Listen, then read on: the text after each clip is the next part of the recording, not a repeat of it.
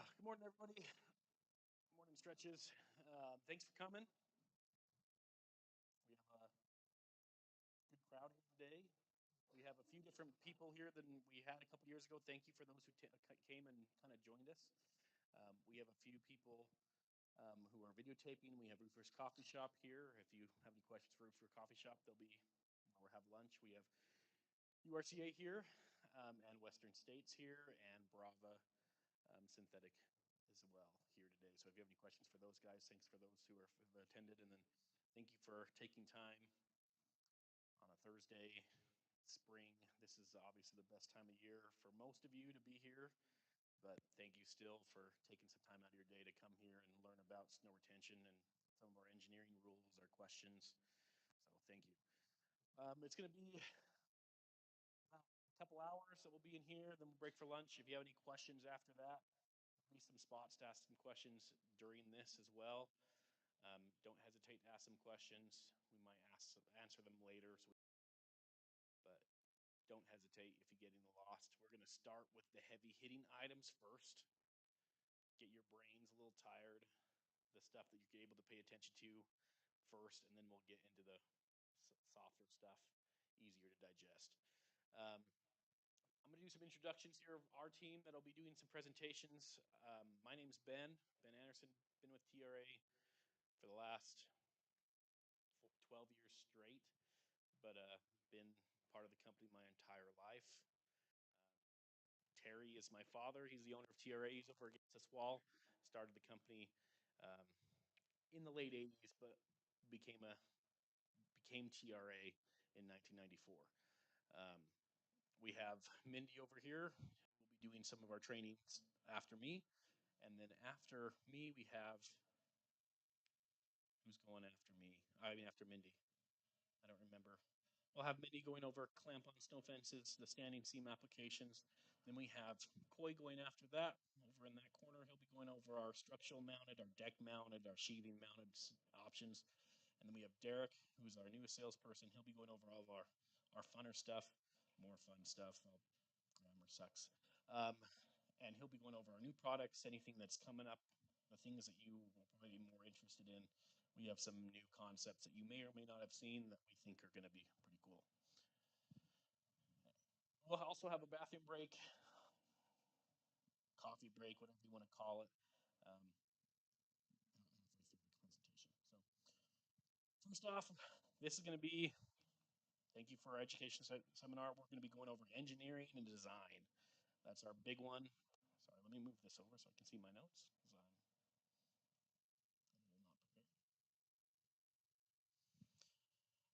What is an engineered and warranted system? I will not talk to you about it because I will play a video of myself talking to you about it real fast.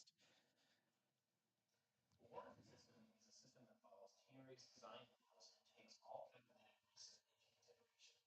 It uses all details specific to your product to determine the amount of snow retention needed for the roof. These layouts are provided free of charge.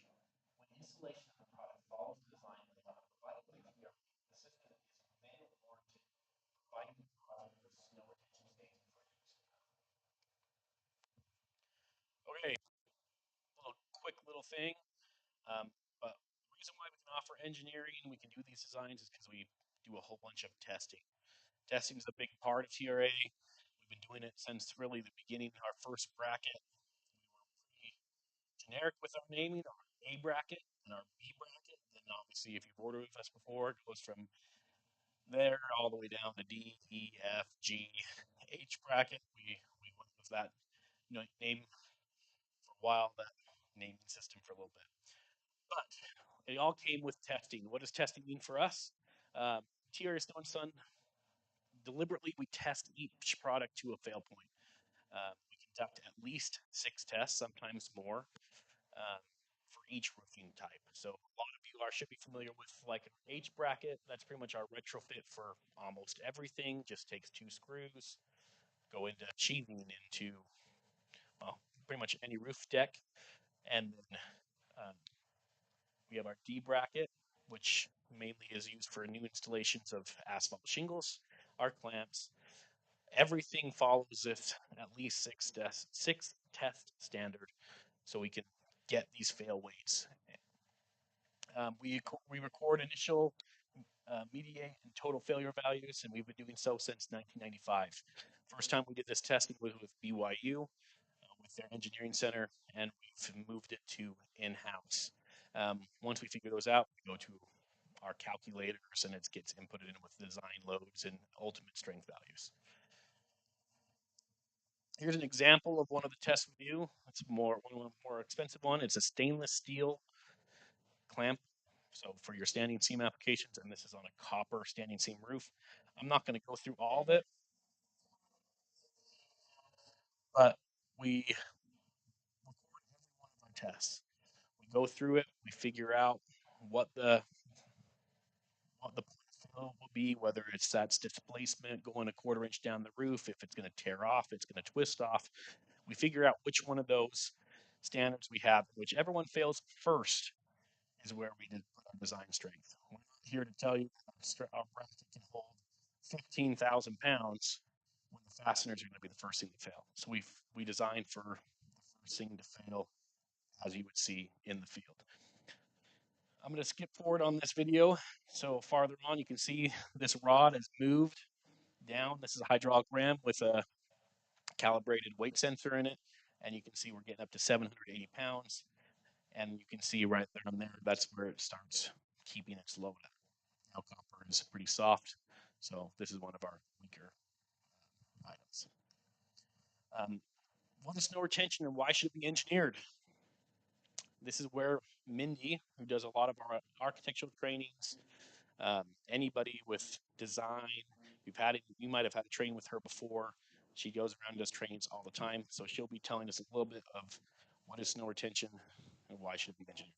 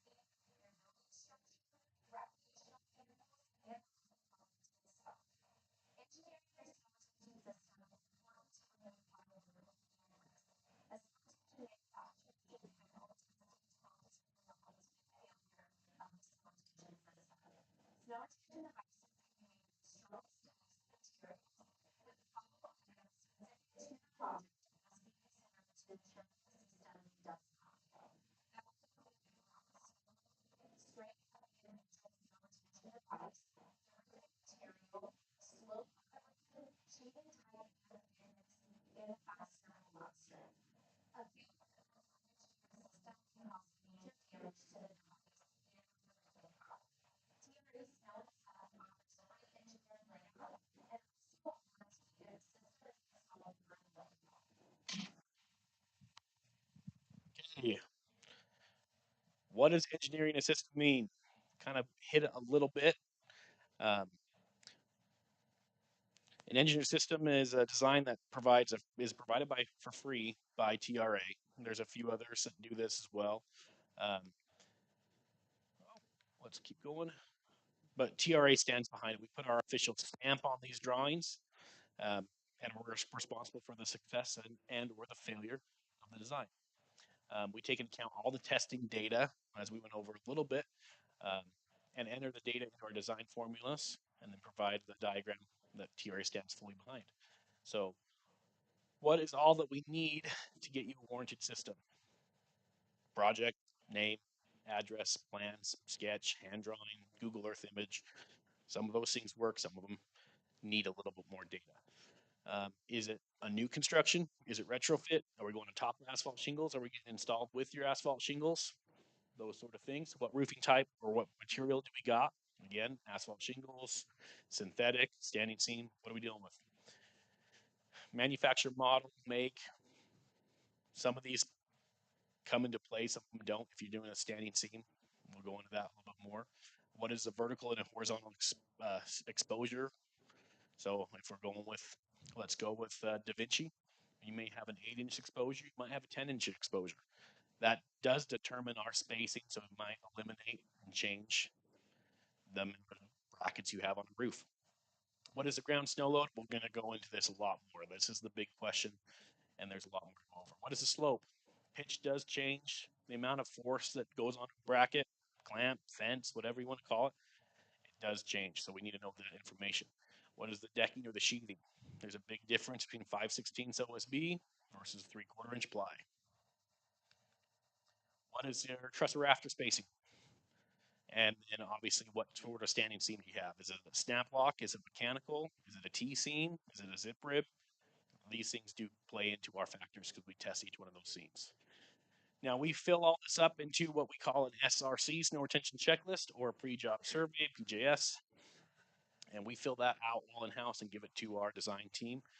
You can also find this on our website if you want to fill it out yourself. And we put this all down. You can see we have a whole bunch of different roof types, standing seam, ground snow load, slopes, and then all your information. What does it look like? So you give us a plan. Obviously, this is a good one because you don't have any hand sketches here or Google Earth image, but we'll use both. But this is all one project. So you give us a plan. We fill out this form with your information. A lot of the stuff you have to provide yourself. We don't know where this project is every time. You need to help us find the snow load. And then we then draw it out. Okay, so here's that process one more time. Again, here's your roof plan from your set of plans. This is our form, and then that's the finished product.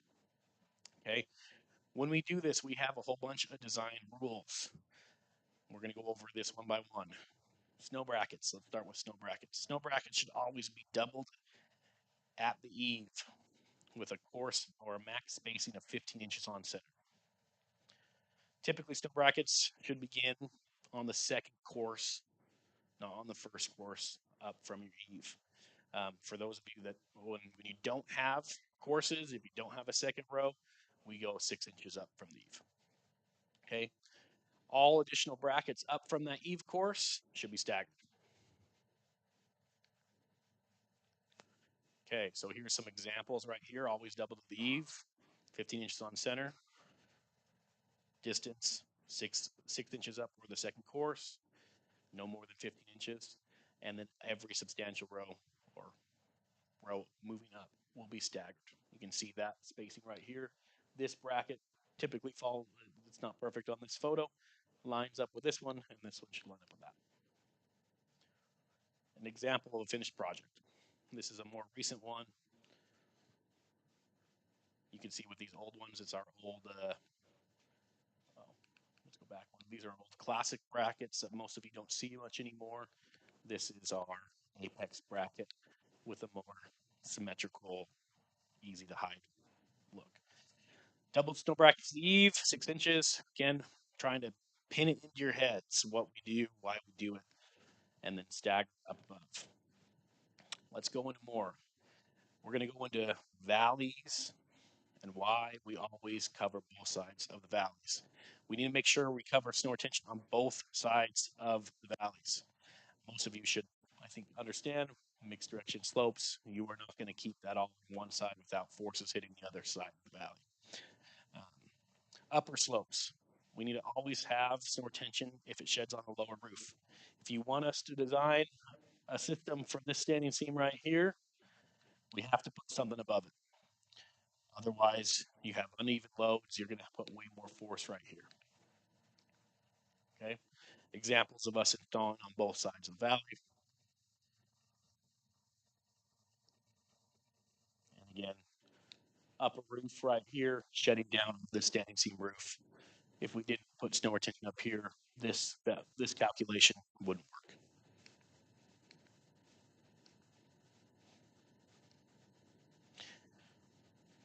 Examples of why upper roof shedding on the lower roof, decent amount of snow.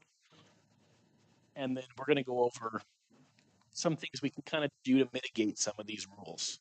So when the snow brackets terminate mid-roof, they must terminate at an angle if we are want to do it. So if you had a garage door right here, this is just a hypothetical. If you had a garage door right here, with these snow brackets, we could eliminate at a 45-degree angle, eliminate that fulcrum point on each one of these brackets, and not let it kind of tear off the edges. So in some situations, not necessarily on fences, we'll go into that more. On snow brackets, you can terminate at these 45-degree angles up to the ridge. And they must continue to the ridge line or some sort of natural termination point. clamp should be placed on every seam. I know that's kind of hard to hear, but every seam is typical. That's what we designed for. Spacings above 24 inches just can get a little funky. And the first row of your standing seam application should be installed 12 inches up from the eave or 12 inches up from any sort of heat trace heating element. Okay. No horizontal space should be longer than 50 feet without an expansion gap. Okay. You can see right here, we have this little note right here saying this is an expansion gap. This allows for expansion and contraction from metal pipe or tubing, I should clarify. And you will have expansion contraction just like you do with your standing seam going up and down the roof. You'll have expansion contraction. We just can't let a run go more than 50 feet long of continuous tubing before we need to make a break. Okay. You can kind of move this into the center if you want to make it look pretty for your customers. It just can't be longer than 50 feet. So if this is a 70-foot run, which it is roughly, you can split this in the middle and you could have two 35-foot sections. More design rules. Again, reiterate to what we've already said. The first snow fence should be located 12 inches up from the eave. Expansion gaps are needed. This is before some of these expansion gaps. You can see tubing broken. This is the BYU field house example. This is a photo from the roof. So this is after we fixed it and put expansion gaps on here. So you can see this dome or this barreled roof with those expansion gaps. Obviously, make sure all upper roofs are brought down onto lower roofs. Fences may only terminate hips, rakes, and sidewalls. This is particularly your standing seam areas. I know it's hard to do. When you have a 100-foot long standing seam, they have a garage for the last 20 feet, and all they want is a garage. We need to stop at a natural termination point, whether that's a head wall or sidewall. Hips. Valleys must have snow retention on both sides. And again, I know it's reiteration multiple times, but we need to make sure it's understood. We have these uneven forces. We'll go into more. We have 3 different calculators, kind of 2, but they're calculated differently. We have a snow bracket calculator. We'll go over that in a second. We have a clamp up snow fence calculator, and we have a roof mounted snow fence calculator. Each one of these have its own testing, design values for trusses, for rafters, for sheathing, for all the different application events. So let's go into the snow bracket calculator first. Here, we're going to go through each one. This is for asphalt shingles. This is our type of bracket. It's our Apex D bracket. We can help you decide that. We're doing it out of steel instead of copper application. We have copper. We have a few different metals we can help provide with you. And then we're dealing with a 7/16 OSB with roofing nails. Pretty standard down here in the valley sort of application. And then, but this is not the valley, 150-pound snow load. Okay. With that information and the vertical exposure of 5.625, 5/8 roughly, and a roof pitch of 10, which gives us about 22 brackets per roofing square, roughly, because we do have spacing. Okay, if we were to change a few different things on here, let's go with a metal panel with our likewise H bracket that works with it, 5/8 OSB, number 14 screws. Same sort of application, 150-pound snow load with your same pitch. We have about 19 brackets per square, 18.8. Okay. Our clamp on snow fence calculator. Okay. We have a few different things on here. The big thing that you can notice, well, let's go over the details first. We have the width of the panel, the same, it's 16 inches. The length of the run from eave to ridge is 20 feet. The roof pitch is a 10-12. The snow load is 90 pounds in this example, 150 in this one. Our design strength is at 600 pounds. For this application with 90 PSF, 90 pounds per square foot for the ground snow load, it comes to 2 fences. Now, when you go up this calculation with 150 pounds, we go to 3.3. Well, how can you have 3.3 fences on a roof? You can't. We go to 4. We round up. That's how it goes. Similar application. This is a snap lock panel versus a mechanical panel. I know snap blocks are great in some applications for snow retention. It's harder to deal with. We have a hollow spot. It creates more applications. So you can see our design strength is different from 350 pounds to 600 pounds per clamp. Same information, 16 inches on center, 20-foot run, 185-pound snow load. 7 rows is what is required for a 20-foot run, where the mechanical is really close to 4, but we round up to 5. So you save yourself 2 full rows. What's up, man?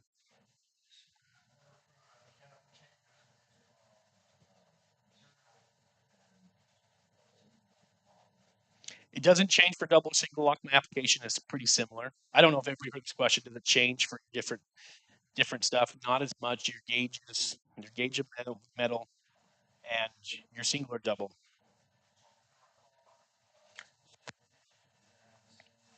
No, your design load will change for copper. You're dealing with a softer metal. Now, if you're using my steel clamp, it will have to evaluate a little bit differently, but you're not usually going to put a steel clamp on your copper roof. You're either going to go with stainless steel or copper. But yes, if you change my clamp from copper or from steel to copper or steel to stainless steel, you will have a different design load. So it would change. So and typically it will go down for your softer metals.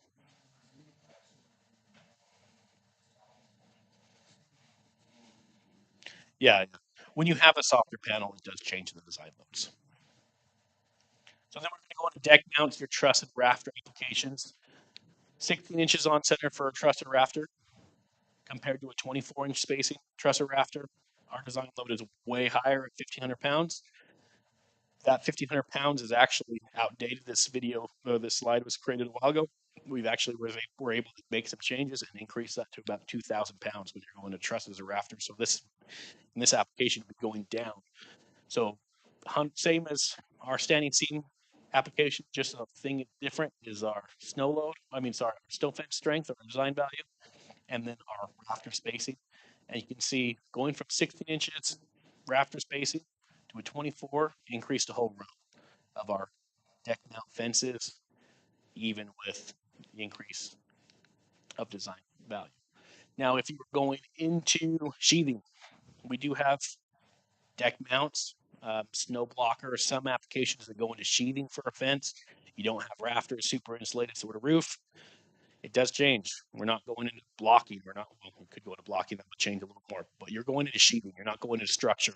Our design load does change to 600 pounds, and you can see the increase here. Again, same information, 16 inches spacing into your sheathing, 20-foot run, 10, 12, 185 pounds. This design load goes from 1,500 to 600 pounds, and you go from 1, 2 to 3 fences to 5 fences. Again, this is all coming from testing. What's the fail point? Is it the fastener? Is it the bracket bending? Is it the tubing? What is it? We make sure that the system is going to last, not just the bracket. We do whatever is going to fail for first. That's what we design. Here is our disclaimers. We want you to understand this. This is on every one of your designs. If you get it from TRA, here's our general notes and our disclaimers. We're going to go through each one of them a little bit more. And then here's your client provided information. This is pretty much the whole thing that you just saw with the SRC, whatever form you filled out, bracket type, sheathing, exposure, what type of clamp or standing seam we have brackets and clamps on this application, panel width, rib height, seam type, if we have rafter applications, snow load, and roofing material. Okay. In this disclaimer, in the general notes, we have a whole bunch of stuff in here. Any deviation from the prescribed layout will void the warranty. If we tell you you need 2 rows or 3 rows and you go with 1, even though we provided you with a drawing, we told you there need to be 2 or 3. It's kind of on you. We're going to figure some things out. TRA Snow & Son is not liable for information that's found to be incorrect or false. We need your help getting that information. We'll help you with the tools. We'll go into particularly some of those things. Snow load is a big one. We'll help you with some of those tools. But we need to know that information. That needs to come with your double check. Okay. Disclaimers. Any change or deviation from this layout will result in the need of additional parts and costs and are not the responsibility of TRA. And then again, your client provided information. What is a warranted system versus a non-warranted system? There's a few different things here we're going to go over. non-warranted. We'll do a design for you. We'll tell you what it is. We'll help you out. A project's still a project. We'll help you. We make it clear that we are worried about it. So you can see this non-warranted water stamp here, watermark, and then we put a big disclaimer here. Okay. In addition, we put a stamp on all of our warranted drawings with the date that it's done. So here's an example from 2023. Put a stamp at this location with our logo, and then here's one without it, not approved. So if you ever have a project, we do have architects, we do have some GCs that do some of these designs with us. If they provide a drawing to you, you see this, you may or may not want to consider that. You might want to go get another design. You might want to do a change order if you don't want to take that liability. Okay? We get all this verified from a third-party engineer. Okay, there is some liability behind that. We don't want to be the ones necessarily telling you that we're making this stuff up. We're not. We have a third-party engineer verifying this. This is Vector Engineering. They have stamps for all 50 states. They're located here in Utah. Some of their offices are located here in Utah. They started here in Utah, and they cover, again, all 50 states and into Canada. Again, most of you all only care about the Intermountain area. Cover it all. You'll see this on a lot of these drawings. Vector is authored and reviewed TRS testing calculators and deemed them accurate. So all of our designs, all of our testing applications, we videotape every one we do. We log it. We go over deflection. We go over the values. We certify our scales. They review it all, and then every couple of years they come back in and give us this drawing or give us this letter. Calculators are limited to structural designs. Are limited to the structural design of the snow retention system and do not include the building structure itself. Okay, our designs. We'll go over that a little bit more. But our layouts that we give you right here do not include the house. The house, if it's designed to hold that weight of snow, you don't necessarily have to worry about that if it's post 1975, International Building Code, all that stuff. But you do have to worry if it's older than that. We do not warranty or verify that the structure can hold this snow. If the structure was designed to shed the snow in 1965, we might want to go into structural plans. We can help you with that. Go one step further. Official wet stamp is how you do it, and we can help provide that. Now, this wet stamp is just for this letter, which is just going over our spreadsheets, our designs, our rules. They're saying our designs, our rules that Vector Engineering is willing to stand behind. This works for a lot of building departments. If a building department is asking for you to get a stamped drawing, that comes with the cost. This comes for free from us with our designs. So if you can get away with it, try. If they don't, expect a little bit more money. And that's what this wet stamp is for a drawing. Okay, a wet stamp or a seal is the stamp of approval, the stamp of liability from our engineers. Okay, here's some examples of some. Here's Utah. Here's Colorado. Here's Idaho. Each stamp for each state is different. It can be different county, things like that. How do you get a wet stamp? Here's an example of a wet stamp on one of our products we've done. Okay, this goes a lot deeper. Plan for about at least $1,000. Sometimes two, sometimes more, depending on the size of the project, how much the engineer has to review. But plan for about $1,000. We'll submit this through. We'll help it, and you. Oh, let me go back a little bit. You should plan for about 2 to 4 weeks. Your third party this out. It's going to take some time. We can't necessarily rush that process. We'll do what we can, but it's going to be going through a third party. What's covered and what's not after all this is done, not including a wet stamp. If you've got a wet stamp on there, we have an engineer that actually covers some of that liability. Okay. We do have a limited liability document. If you do need to see this, if you ever ask for it or request it, we can send it your way. Okay. TRA is obligated under the warranty to provide free replacement snow brackets, whether it's a snow bracket or a snow fence. We'll provide replacements for free if it were to fail. Now, first off, I want to say this is the gloom and doom side of things. We don't see many failures.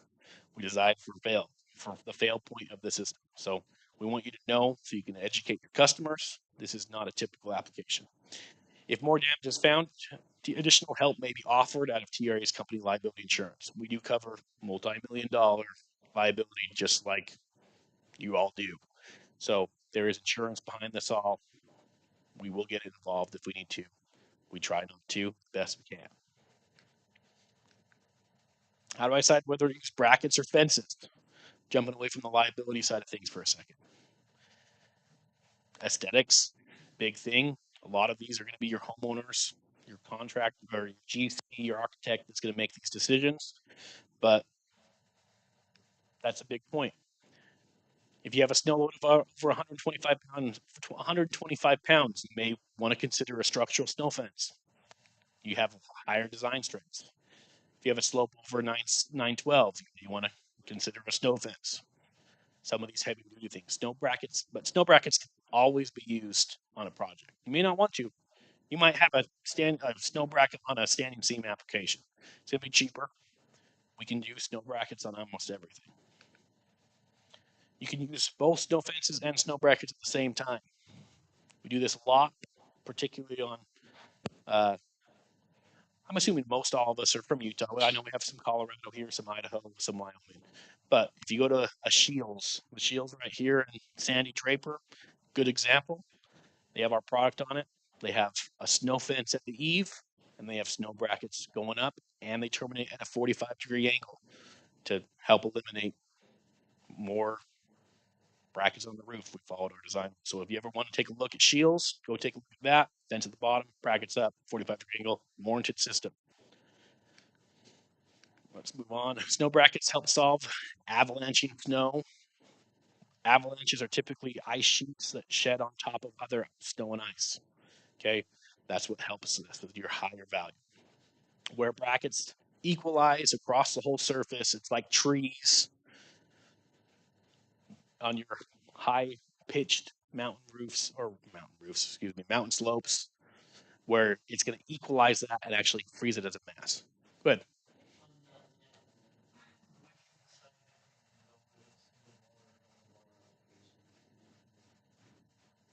When do you decide whether to go with a one bar or two bar system in the field? Yep. Yeah.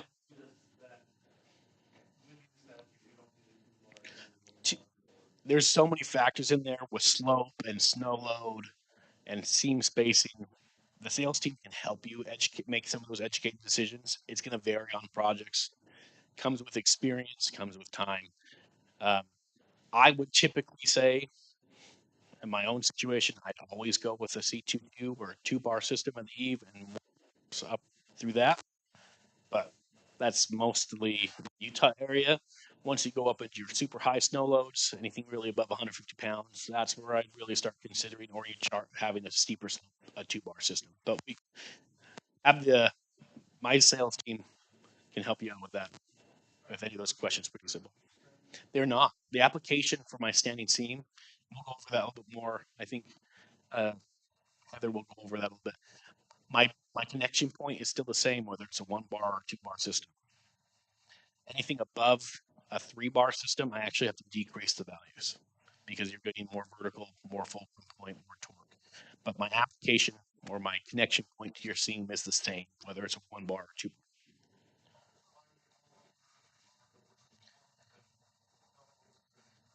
Good point. It's just you're avalanching snow on top of the other ice or snow. I'll give you another a photo of that where I use a two bar system. It's safety netting, but your design strength is the same. So a lot of times my engineering team will do a C21 or a two bar system at eve. One bar is the rest of the way up. It's kind of a cost help. We feel comfortable with doing that, recommending that. But if you ever have questions, we're working on some other options for you so you get more information up front for more quotes. We color all of our stuff in house. Some of this is outdated, most of it's not. We change it every once in a while. If you all of a sudden have a new color that's showing up that's taken the architectural industry by storm, we're going to add it to our list. But we have about 50 different colors. Here's some examples you can find on our website as well. Here's what we kind of do to help you pick it out. So say you have CMG dark bronze, what color would you recommend? Obviously, here's your CMG dark bronze. We have it in our house. We have color chips, actual metal ones. We're going to take that and we're going to say, okay, this is what we typically see. We have a color called fine texture brown that most customers are happy with. This is our color. Now it's hard to see on a screen. Excuse me. But these are really close. Help you make those decisions. We'll send you a photo. We can send you samples. Each one of these boxes in the back that you're welcome to take after the training day has a whole ring of color chips. All the standard ones we offer comes the same price as any of our powder coated options. We have one price for all of our powder coated systems. All 50 of those colors, everything on that color chip comes at the same price. You don't have to worry about, hey, I'm going with copper penny. We have an application that's going to be the same price. Okay, here's the example of both of these right next to each other. Okay, but here's where it's fun. What if you have a color that we don't offer in our 50? Okay, can we provide you an exact? Yes, we can. Do you want to do that? We'll find out.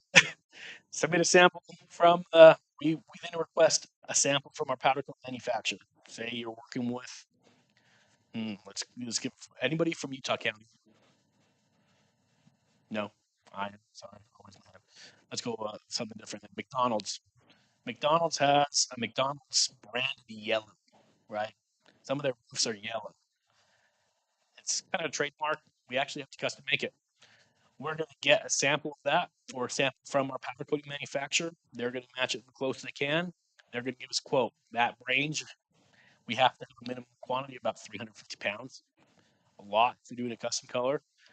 And it could be anywhere from $20 to $30 a pound. Ultimately, if a customer wants a custom color, this is really at the minimum, $7,000 to $11,000. Is the customer willing to do that? I don't know. Some are. We have some examples. We provide the sample to the customer. If they don't like the sample, we start back at step one. Okay. Examples of what we've done in the past with custom colors. Bass Pro Green or Cabela's Green, either one, same company now. McDonald's yellow, and then for Utah people, Utah County people, purple turtle purple. So, examples. FAQs, any quick questions?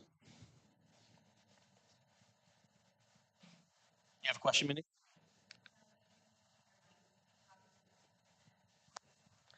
If you can't hear me, let me know. Zane, am I good? You can hear me just fine?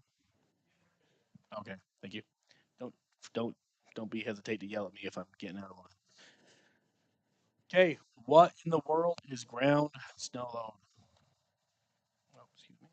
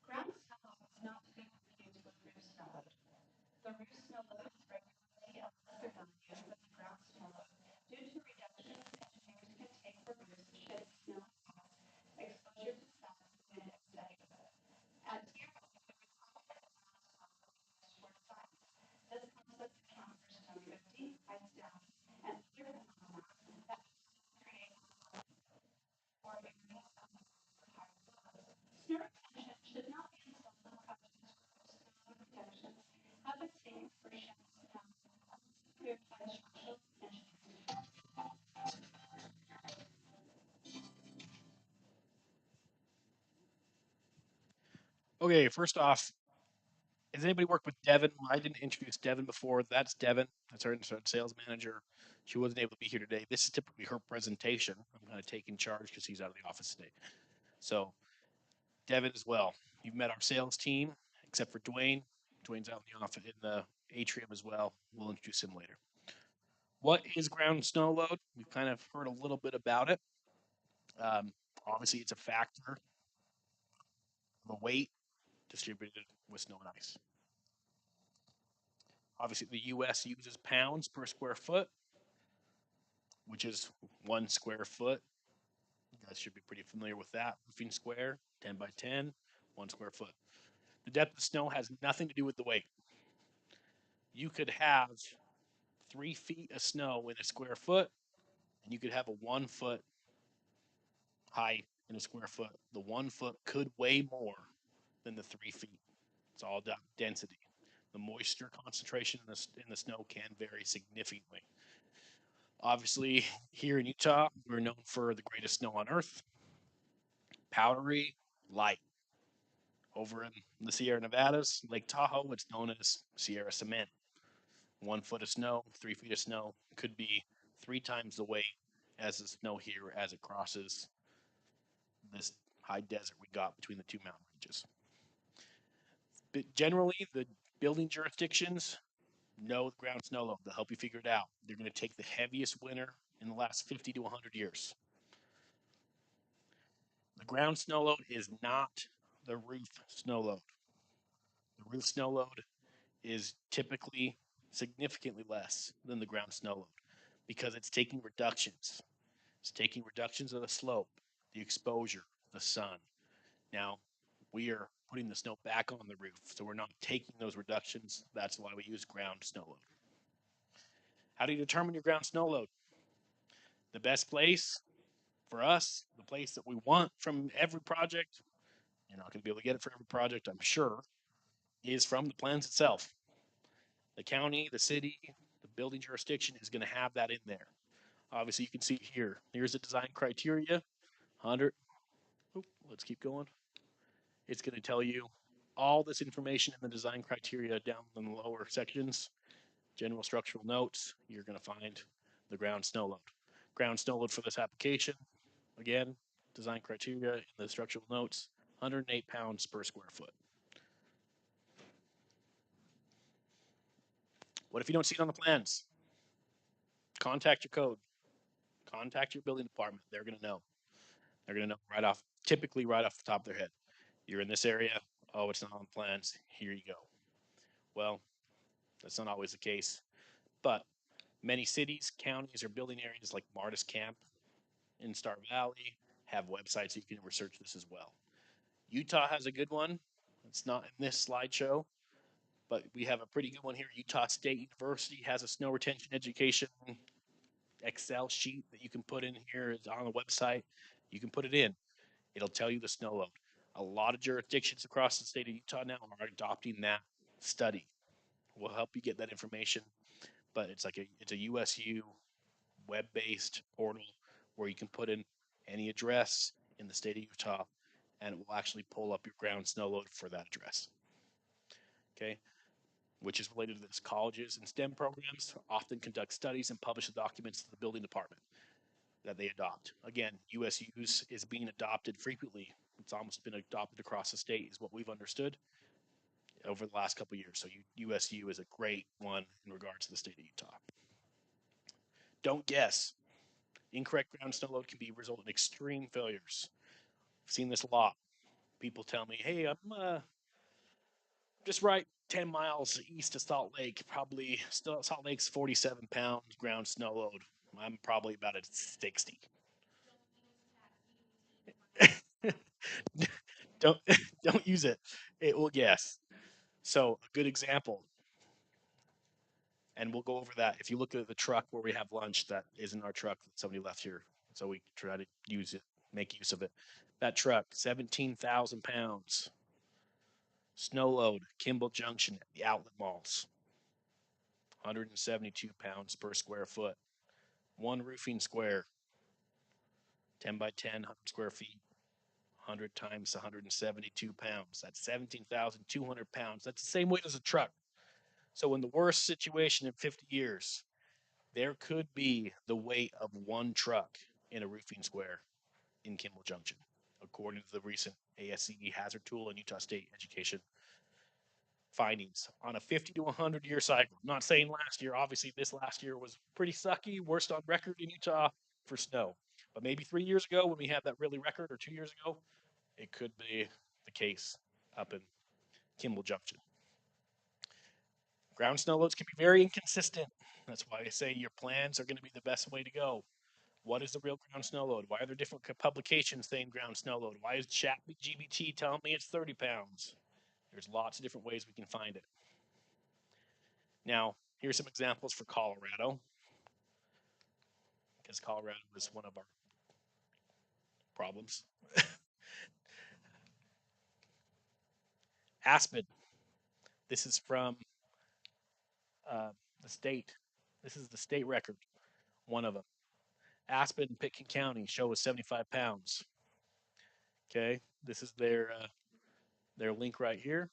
Okay, also Aspen shows 100 pounds. Also city website.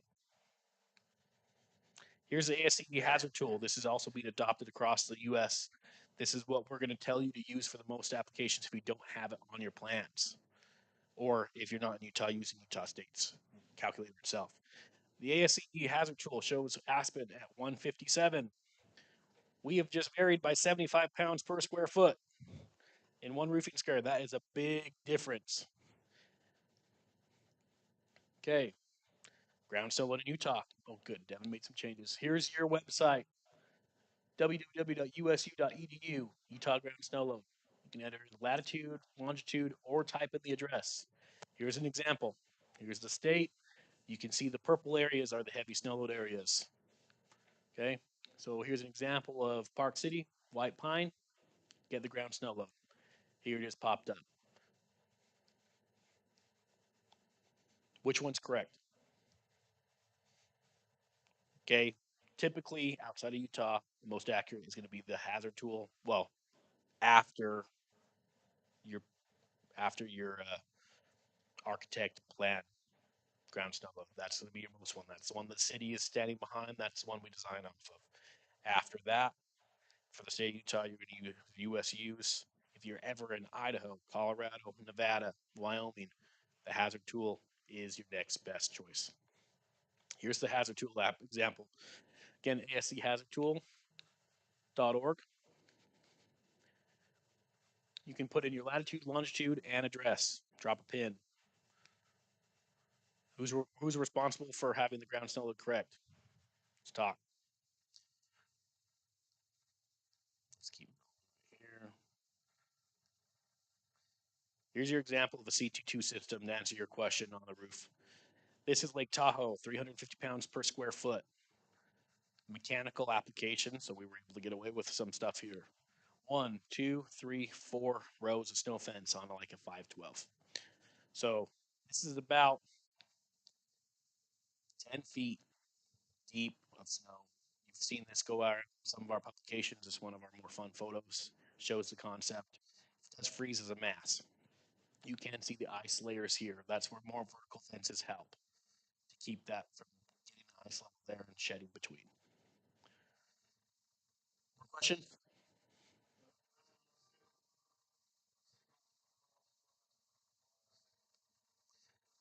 The single bar, yeah, you would still need 4 rows according to us, but you can go with a single bar application, but you have more options for that to slough over the top. But we don't know that density of snow matters, environment matters. You're going to have a situation maybe, I mean, right now is a good example. We got cold last week, got some snow, we're warm this week. Density of snow is going to change. We're going to have lots of different things. You might have some slough in between.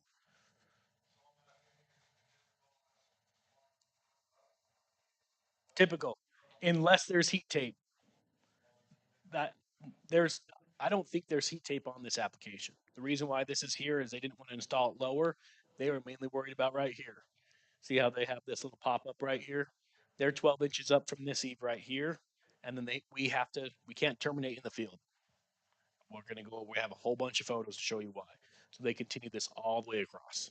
So if all you cared about, maybe there's nothing to worry about in this whole section of roof underneath this eave. There could be just pine needles, nothing to worry about. They may only care about the hot tub that's right here. We have we have people that care that much, right? They're 20, no, $50,000 hot tub. We have to install it all the way across.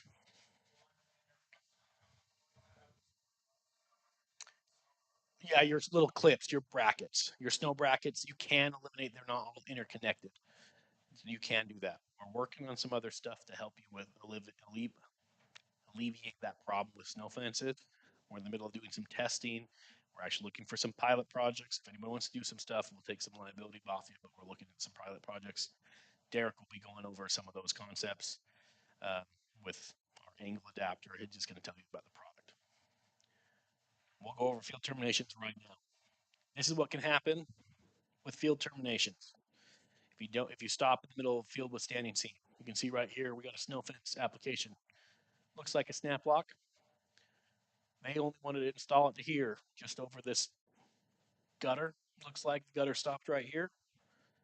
We have all this extra weight that's added to the last bracket, like a fulcrum, like a hammer, and you can see it just worked its way from this seam back.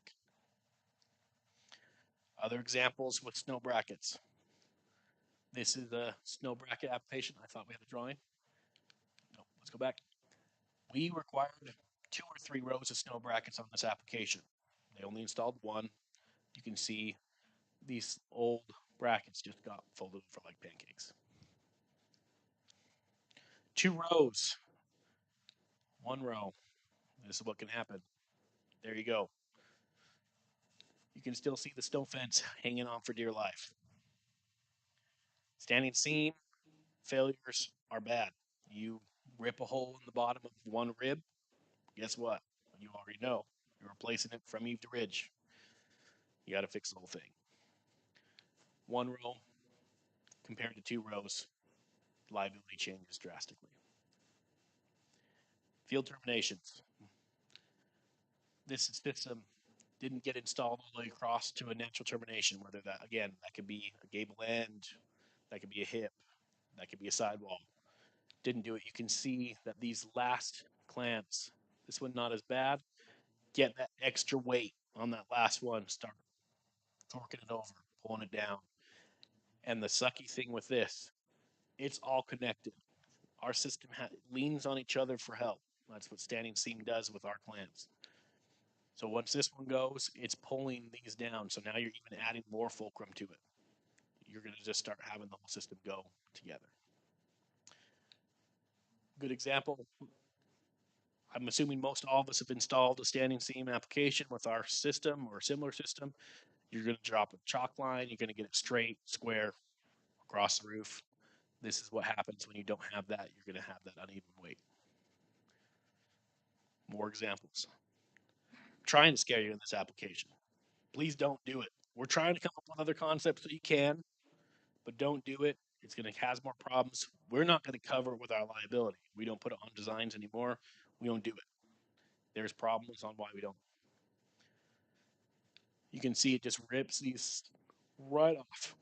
I'll take a whole chunk of the panel with it.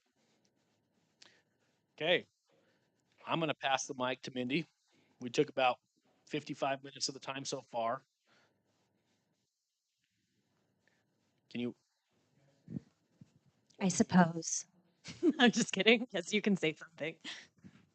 We are on a time limit also, so. I'll be quick. I'll be quick. You know that I'm the owner of TRA, and I don't know if you're aware, before I started TRA, I was a roofing consultant. And as a roofing consultant, I ran into problems with snow on our roofs. And over this many years that I've been doing this, I kind of became an expert when it came to snow and ice on roofs and was called into many locations all over the United States and Canada.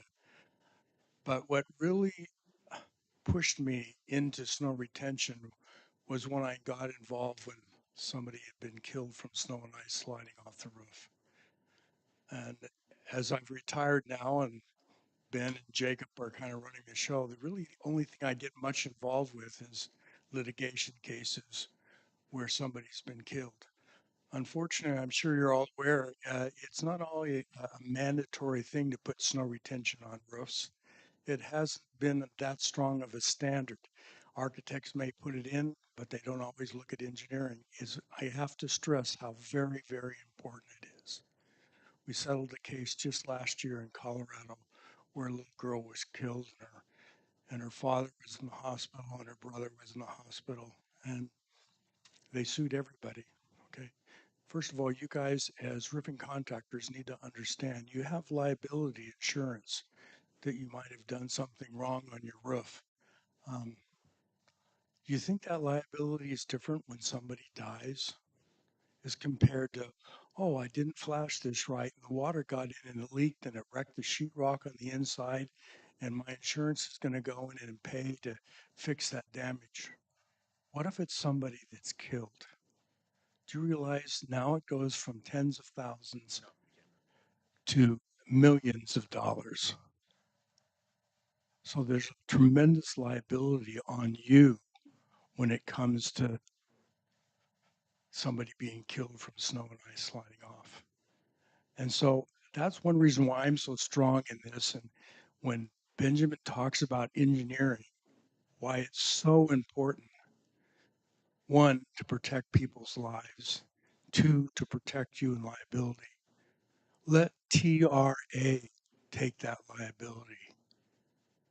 Let follow our engineering and let's stop people from being killed. I wish our building departments and were stronger on this, but right now I could make a bracket out of Kleenex and put it on a roof and say it's great and it could be approved. There is no standards like doors and windows and electrical and stuff. There isn't standards, but you certainly can be sued and you can be charged millions of dollars for not looking into this and without doing engineering on the system. And that's all I wanted to say is please, please, even if you don't use us, make sure you use an engineered system that saves lives.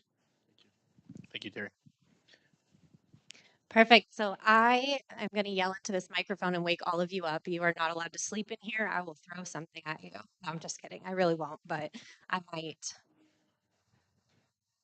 Just kidding. Okay. I am Mindy Dahlquist. I'm the business development manager for TRA Snow and Sun. I usually do these types of trainings often. I travel to contractors all over the US and Canada and come directly to you. So if you ever need something more like this, but for your entire team, we can definitely do that. Who is TRA Snow and Sun? So you've met Terry, Ben, all of us that way, but this is actually, and this is an old photo, but it's because I'm in this photo. You weren't getting one without me. So this is probably 2 years old, but this is our entire team. It's oftentimes thought that we're a much bigger company than what we really are. This is our production team. This is everyone. And we have a couple added people and a couple people who are no longer with us, but we tend to retain people pretty long. I've been with the company for 5 years. Devin's been with the company for 20 some years. And so they can't get rid of me at this point. So some of what Terry said is actually what I'm going to kind of go into, but just the importance of the snow retention. What is snow retention? Why is it necessary? Why does it happen? And those types of things. My video.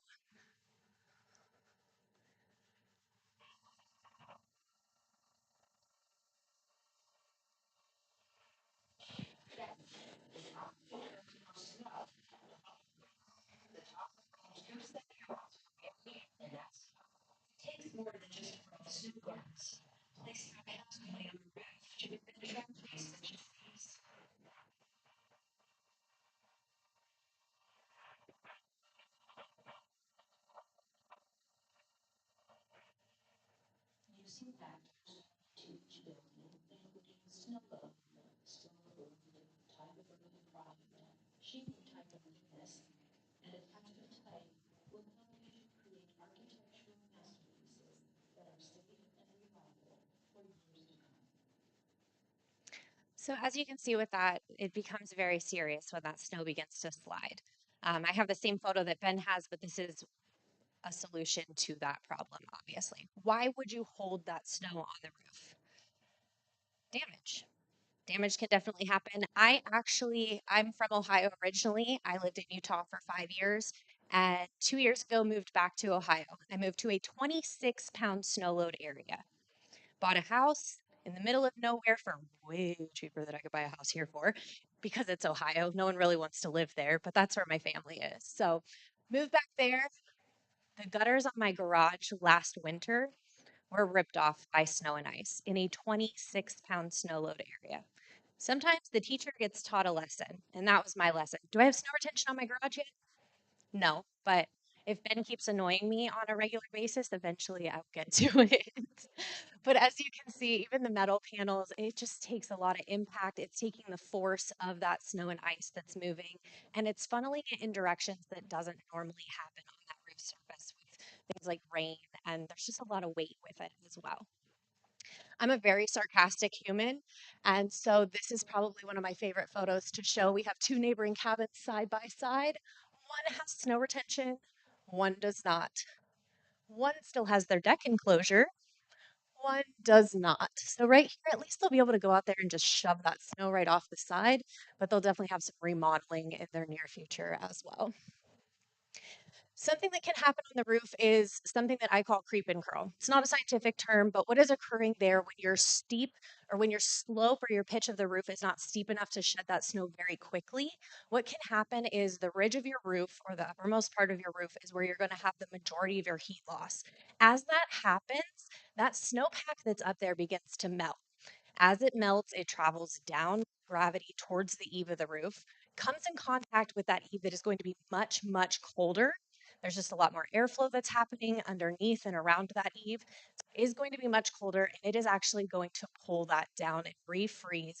It can oftentimes curl underneath, and that can result in broken windows. So broken windows aren't something we usually consider when we're talking about rooftop avalanches, but it happens very, very often. This specific cabin is also a ski and ski out area, so hopefully you can jump a concrete barrier if you are skiing past that.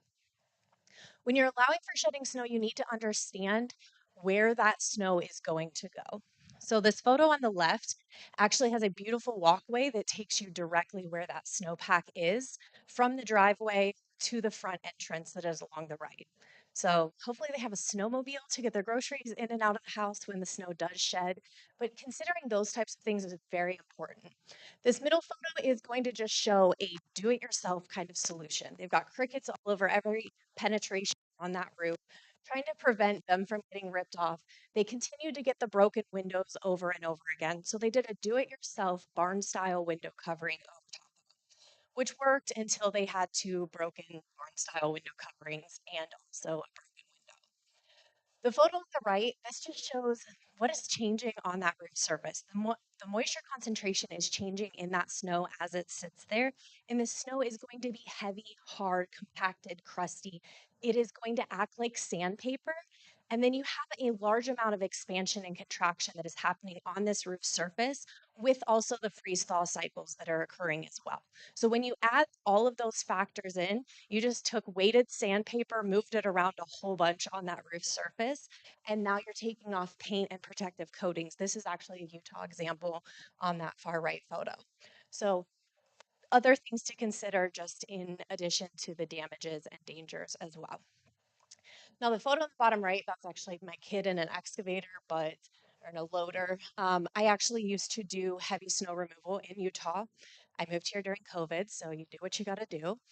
And I managed all of the University of Utah properties and Union Park and up into Park City and Montage, some of those. The company that I worked for, I think since I'm local, I probably shouldn't give away pricing, but I will tell you it was more than $250 per hour per piece of equipment that we charged. So if some of you are raising eyebrows thinking, man, maybe we should plow snow. You saw the winter we had this year. I don't think you want to change to that. It's very inconsistent. But understanding that that cost is something that most of your homeowners and commercial property owners are not expecting. So $250 plus, because it was actually a lot more than that, but I'm not going to share all of those details.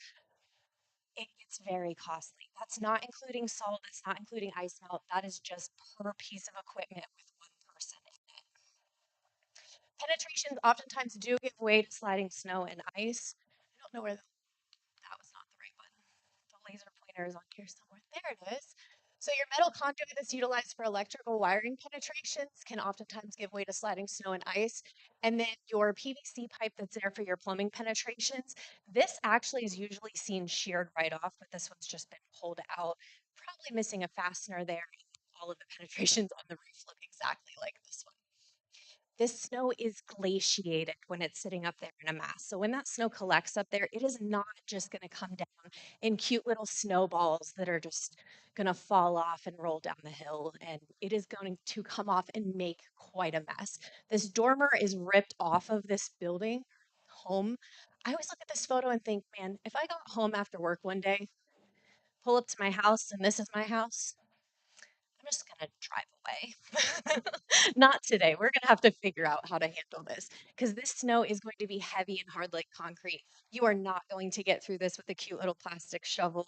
It is going to take equipment, time, and now you have damage. Your roof system is completely wide open to the elements and it's quite a mess. So why is this dangerous? Now, if you've been out in the other room, you saw our semi comparison, which is a great visual. We just made do with what we have at this point.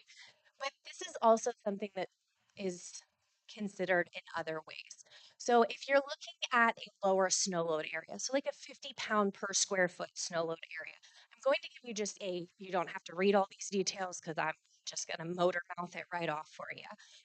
50 pounds per square foot with about that much snow accumulated on the roof. We're going to simulate and say that the run is going to be 15 feet from eave to ridge.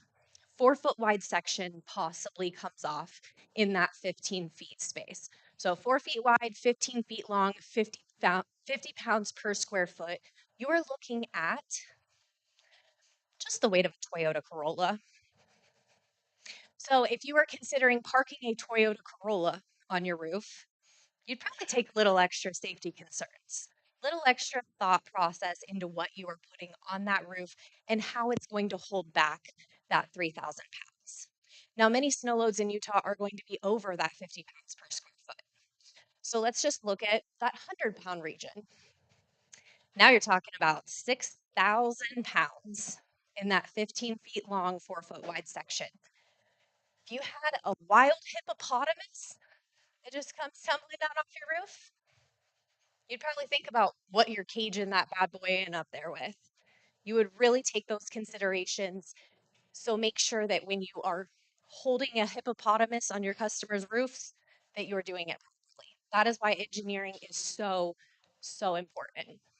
Snow retention is not some new concept. This isn't something that we just pulled out of thin air. It has been occurring for centuries in Asian and European countries. Oftentimes, they actually utilized boulders, rocks, or logs up on the roof to hold the snow back. Don't know that I want to be hit in the head with a boulder any more than a pile of snow, but you work with what you have at the time. A question that I get asked very often is, do injuries even happen with this? Like, it's just snow, it's light and fluffy, right? So Terry got into that a little bit, but I'm going to play a video for you and then also tell you a couple stories as well.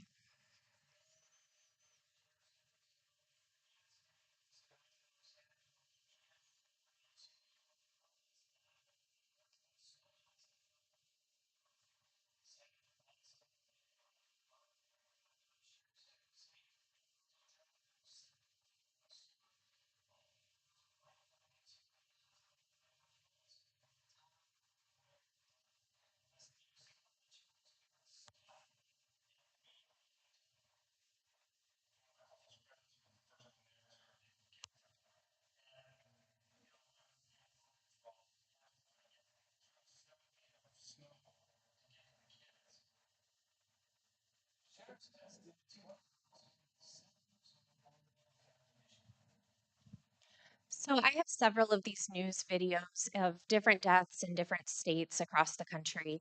And something that's interesting is in every single one of those videos in the news, they call it a freak accident. Well, if it's something that's happening over and over again, across different states. At that point, it's no longer a freak accident, it's a concern or an issue. On top of that, California, a mother and son died in a snowslide over the weekend. They put out warnings with this one talking about being cautious when you're backcountry skiing. They were 30 feet from the front of the resort that they were staying at when this occurred. So to me, that's not backcountry skiing. 5-year-old girl killed in a roof avalanche at Purgatory Ski Resort. This is the one that Terry was mentioning. That same, within a month of that happening in Brighton, there was a 50-year-old man that was buried from snow and ice sliding off of the roof of his cabin. Park City, Utah, this one's a little bit harder to see. This man was cleaning windows, 50-year-old man, cleaning windows in Park City of a house. Snow and ice came off that house roof, hit him, killed him. Still very interesting, the parts that they decide to report on about um, his wife just feeling like it wasn't that serious. She was just grabbing some things and heading to the hospital. This is a serious concern and is caused by that snow and ice avalanching. A boy hospitalized after being buried from a roof snowslide in Alta. And this one is a very interesting news article. They chose to talk about this woman talking about her death prior to it happening rather than the fact that snow and ice was the concern and the issue. It tells you details that she was knocked unconscious and fell into the snow face first rather than focusing on the actual danger behind it. When the Brighton situation happened, the mayor of Brighton got on the radio and was like, "You need to get the snow cleared off of your roof." But the reason that the guy had been crushed by the snow and ice at his cabin was because he was clearing the snow off of his roof. So it's always mixed conversations that happen when this actually occurs rather than focusing on the dangers and focusing on that life and how serious that life actually was. All of your lives in here matter just like everybody else's, and we want to make sure that we are maintaining safety for everyone that we're working with on their roofs. This is something that has happened in several occasions, but this is the most frequent one. This was actually in January of 2025. A snow slid, a snow slid, a snow pile slid off of a roof, hitting the gas meter. And unfortunately, this couple had called and had the gas company come out. While they were on their way out, their home actually exploded with both of them inside. So this is very serious. It's something that happens over and over again. There are codes and standards at this point that do reflect for gas meter locations in snow shed areas, but when it comes to snow retention or the dangers of that snow and ice sliding off of the roof, there are no codes or standards to reflect for that. The only thing you may get is in some heavy snow load areas, they may say doorways and walkways need to be covered with a snow guard device. What does that mean? Does that mean I can take water bottles and super glue them to the roof and say this is a snow device? Because if there's no code or standard to reference what that device has to be, that device can be whatever you want it to be at that point. All you have to do is prove that you were trying, right? So that's a problem. With no codes or standards to reflect, you have to rely on manufacturers and their testing. So, in addition to personal injury and death, so not just the doom and gloom, I promise I didn't get up here to make you go cry in your car later. I am up here to just make you understand that this is a serious conversation. But in addition to personal injury and death, it's going to be your damages to your valleys, rakes, chimneys, gutters, solar panels, your roofing material itself, cars, equipments, hot tubs, fences, your neighbor's roof, your neighbor's belongings. Oftentimes, we'll get pictures of people's neighbors' solar panels on their roof, their neighbor's fence. It can take out your lovely little golden doodle that you love so much, your hot tub, whatever is outside, tractors, trailers, whatever you're parking around the vicinity or keeping around the vicinity of your home, when that snow and ice moves, it can cause damage. As Terry mentioned, this is very important for you guys for liability. Cover your assets, right? Or whatever that stands for. So you want to make sure that this is something that you're having conversations with your customers about, but not just the conversation. I recommend if you have contracts that you're signing already, include this in your contract. that if they are not installing snow retention, that they have went against your wishes, you have made the recommendation, and they are choosing to assume liability by not installing what you have recommended. We do it for everything else, right? If they're choosing to go with a cheaper material or they're choosing to go with a thinner sheathing or anything like that, something that you don't normally recommend, you're going to cover yourself. This is the same concept. You can make the recommendation 100% of the time. That doesn't mean your customer is always going to go with it. So in that situation, it's a liability hazard for you. Because as Terry mentioned, when these become lawsuits, they don't just go after the architect or the resort owner or any of that type of stuff. They go after every single person that was involved. The roofer, the the general contractor, the architect, the engineer, the person that told all of them no. It will be everyone. You don't want that phone call. So this is what a finished project can look like that can prevent all of that. We are going to go ahead and take a break, let you guys stretch your legs, go to the bathroom, grab another donut if you need one or four more, whatever makes you feel happy at the end of the day. And then we'll come back and we're going to get more into product specific situations. So like 10 minutes if that works for everyone.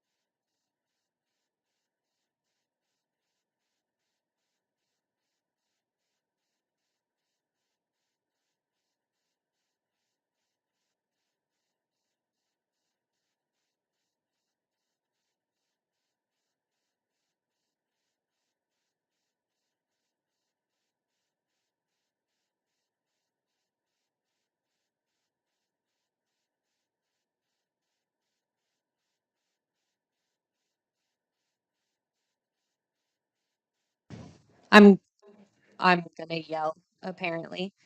I'm going to go ahead and get started. We'll have a couple people, I'm sure, that are still lingering out there having conversations, but they'll make their way back in. There's only a few seats missing. So we are going to talk a little bit about snow brackets. Now, snow brackets are probably one of my favorite products that we make. I think they are very strong. They are a great. They decided to put every product up here except for snow brackets. So we'll just pretend that I have one in my hand. And snow brackets are going to be installed, and their characteristics are going to be much different than what your snow fences are going to do. So it's important to remember that the snow accumulates on the roof, whether you're utilizing snow retention or not. That snow mass is sitting up there until the environment is perfect for that snow to slide. So no matter the device that you utilize, whether it's a snow bracket, a snow fence, deck mount fence, any of those products, you can only be as strong as what you are attaching that product to. I can make these devices, our production guys can make these devices as strong as you want and out of whatever material or whatever thickness you want of steel. It will not matter if your penetration point or your fastener or your sheathing or any of those things give way. So you are only as strong as what you are attaching to. I will continue to probably reiterate that because it's very important. For your brackets, they're going to go into your sheathing, your battens, or your roofing product itself. So your fastener length is going to be important, your type of fastener, your quantity of brackets, all of that is going to be crucial for your system to function and hold in place. The snow masses, since they do glaciate on the roof, snow brackets utilize that glaciating function to hold that snow as one big insulating blanket across that roof surface. The most important characteristic of these snow brackets, they are made to stop snow from ever moving. They are not designed to stop moving snow. So once that snow is already sliding down that roof surface, coming into contact with snow brackets, you are going to see failures. That snow is going to come down, come into contact with that, your fasteners are going to be pulled out. That is why we recommend against partial installation of snow brackets. They are not made to take that impact that like your deck mount fence or your structural mount fence is made to do.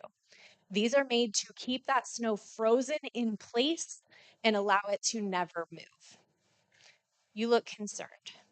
Are you concerned? No? Okay. Snow brackets are installed in a staggered pattern over the entirety of the roof. I'll continue to probably say this a couple times because it's very important.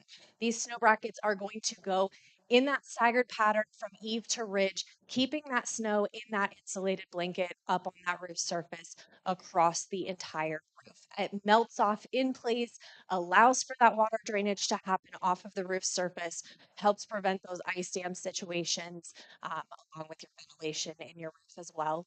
But it is very important, no matter how strong these brackets are. These are 1/4 inch plate steel snow brackets that someone decided I can make snow brackets myself and install them on my roof. That works perfectly fine, except there's no engineering behind it. As we talked about the Toyota Corolla and the hippopotamus up on the roof and the weight of the semi truck in there, when you're talking about holding back that kind of weight, think about that weight sliding down this roof surface, coming into contact with the force and the momentum into those brackets. Your fasteners can give out, your sheathing can be pulled out, your roofing material can be pulled out. It's going to be messy. These need to be engineered systems. They need to be installed in that staggered pattern going up that roof surface. Snow retention itself is just not a one size fits all product. If it was, my job would be a lot easier. I would say, hey, these need to be installed every 12 inches, right? But since it's going to be different for every single project that you install on, it's very important that you're taking these factors into consideration. Some of it Ben already talked about, but your roofing product, how it's secured, the pitch of the roof, how strong is the individual snow retention device, how strong are your fasteners, how thick is the sheathing, what type of sheathing is it, what is the weight of the entire snow mass from eave to ridge, and what kind of force of that snow is going to be holding and pushing against these snow retention devices.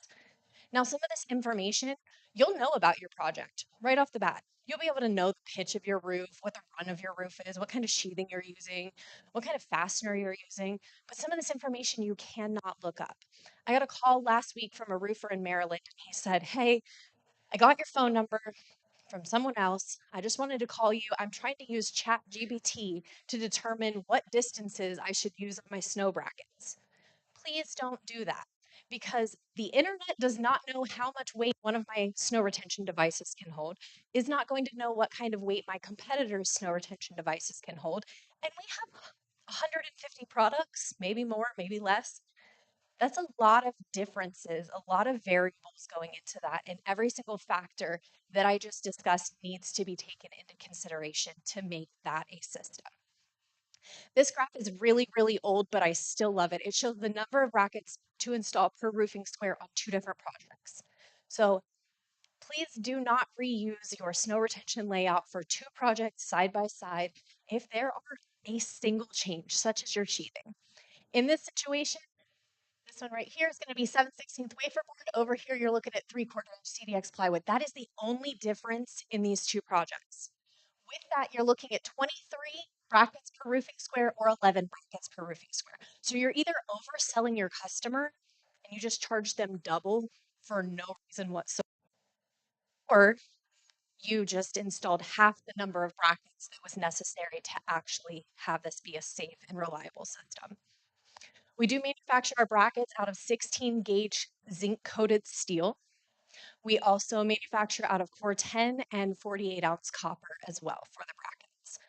We can do maple leaves, we can do all the crazy designs. You don't see these super often just because the aesthetic of that concave design looks really good on its own. Speaking of the concave design, this one right here, this is our newest bracket. This is going to be the Apex shape bracket, where this one up here is our classic bracket. So we keep the classic around because many ski resort areas, places like that, that have that installed previously, as they add on to those areas, they want to match that same aesthetic. These will actually hold less weight than what the newer brackets will. They're both about 3 inches tall. They will both freeze that snowpack to the brackets. And all of them will have varying different lengths of this arm or leg, whatever you want to call it, and different bends depending on what type of roofing material you are utilizing. So the type of roofing product you will use will also determine what type of bracket you will utilize as well. To figure that out, as you've probably noticed if you've worked with us before, how many people have installed snow retention previously? Okay. How many of you install a lot of snow retention? Okay. Yeah, I mean, it's kind of hit or miss. There's some people that have installed here and there, and there's some people that install a lot. So I never know what kind of level we're looking at here. So if you're not super familiar with our products, our product line can be kind of confusing. A, B, D, G, H. We like the alphabet and we like our numbers. So at least we keep it simple that way, but they don't always line up because it's the progression of how we brought those brackets to life. Not so much A does not go to asphalt shingles, B does not go to Brava. And so it is going to be a little bit different when you're looking at these to determine what bracket is going to work for your project. So utilizing our web page can help with that, or also the price list. I'm a little old school, so I like the price list. I honestly printed this off and cut the prices off of it in a file folder. And that was how I learned these products years ago when I first started for the company. Because on your price list, it is going to not only have what type of bracket, it has a picture. It will also tell you what products that it can be installed on and what the dimensions are on it. So if you have exposure lengths, like let's say you're working with Chris Day back there with Brava, and your project has a different exposure length than what the D bracket is going to be, then that exposure length is listed right here, and you'll be able to take that information. It's also going to be on the website if you like, you just enjoy the interwebs, go right ahead, do it on there as well. There are ways that you can just go into what type of material you're looking for. You would select bracket, any roof type. Let's say you're doing asphalt shingles, you would select asphalt shingles. Construction type, new construction is obviously going to be the best scenario when you are dealing with a bracket. Because with brackets, you can interlay them with your roofing material and be able to cover that bracket and those fasteners with your product that you are installing, whether it's shingles or shakes. And in those situations, you are covering that for helping with that watertight scenario. Where if you're working with like an H bracket, you're going to have to seal that and flash that just like you are any other penetration on the roof. That is going to be your retrofit scenario. Obviously, retrofits are not the best case scenario, but it's risk versus reward on that. When we're getting phone calls, hey, we're having problems sliding snow and ice, we have damage, we have complaints, that's when those retrofit brackets come into play. I always recommend avoiding the plastic brackets. This is the only thing that I'm going to talk bad about because they end up being landscape ornaments all over the ground, all over the landscape, all over the parking lot. There's just so many reasons that these can fail, and they are not made to hold back the weight of a semi truck. They're not meant to hold back the weight of a Hippo or your Toyota Corolla. They are just purchased at Home Depot and do not install them.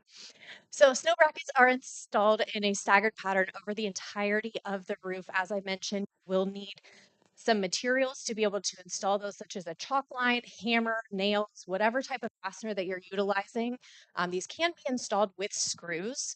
It doesn't happen as often as it could, but you can actually reduce the number of brackets that you are installing as long as you're working with us on that layout, letting us know that those fasteners will be screws and they will hold more weight with screws than they will with a roofing nail, pull out strength.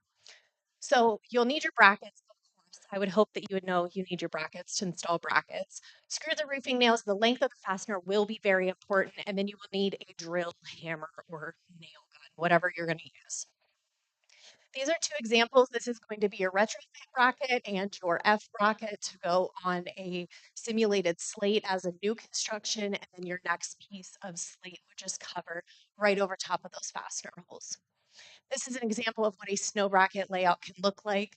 Each one of those dashes, if you're not familiar with our brackets or our layouts, each one of those dashes is going to be a bracket.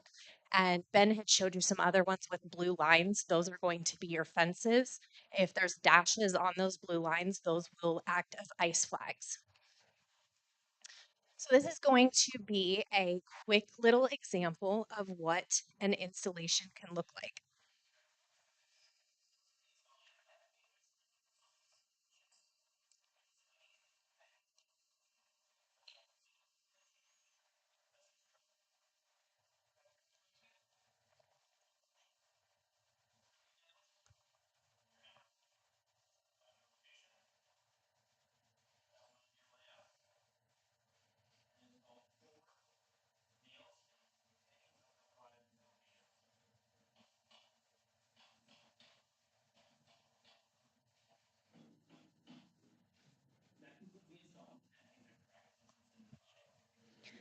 So it becomes rinse and repeat on that. To show you how simple and easy and fast you can accomplish this, I've made it virtual because I'm sure every single roof installation that you do is this speedy. Just measure it out, no big deal. All of those are just floating there because we know things stay on a pitched roof so easily.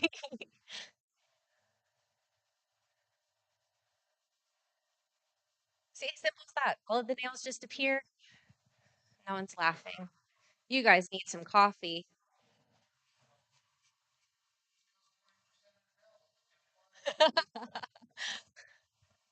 Yeah, so that's just to show it's not super accurate, I don't feel, for what the layout usually looks like either, but it's just to show what that can look like in a actual installation process. Yes, Chris.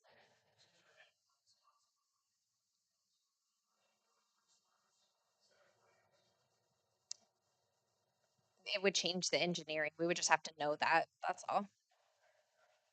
Because your pull-out strength would change with your changing variables. That's all. So snow brackets can be used with fences in certain projects. I usually recommend this when you're over a 912 pitch and when you're over 120-pound snow load, because then you're able to have those brackets keeping that snow up on the roof surface. You can't hardly see those brackets up there, but they're up there.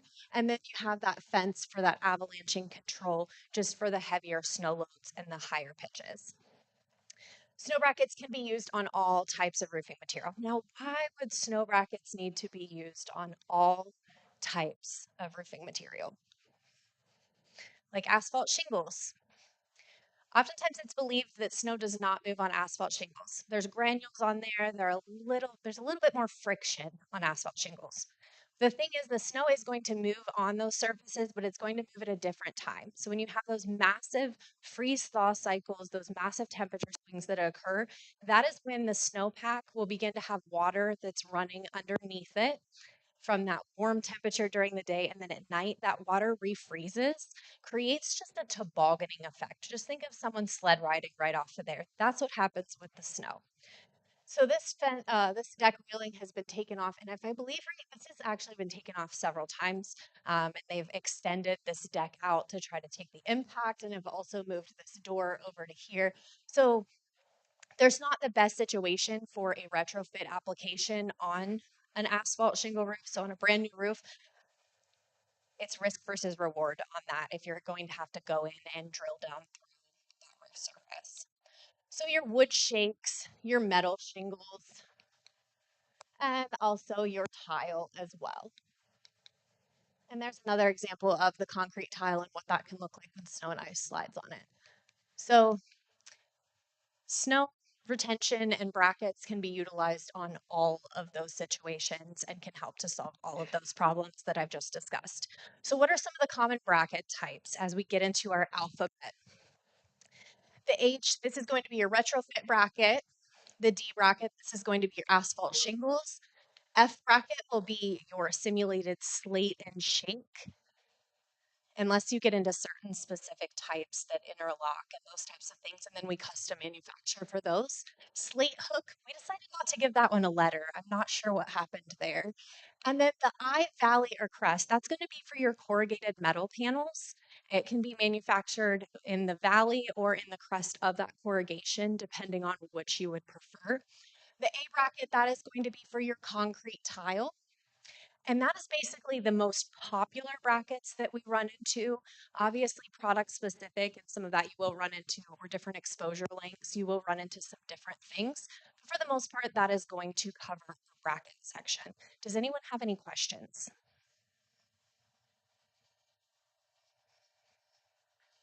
Okay. Oh, go ahead.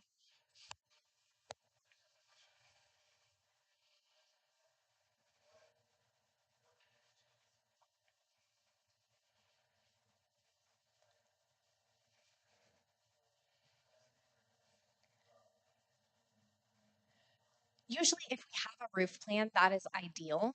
We don't always have a roof plan. So, I mean, we've received napkin drawings, we've received all the things, but dimensions are important. If you're utilizing a material that has an exposure length, such as a slate or tile, then the vertical exposure length, so how much of that tile is visible when they're stacked and placed on the roof, is going to be important just for the bracket length and those types of situations. I mean, we'll need to know the run of the roof, the pitch of the roof, all of those things, but it doesn't have to be the perfect scenario. It doesn't have to be the eco view or the full architectural roof plan.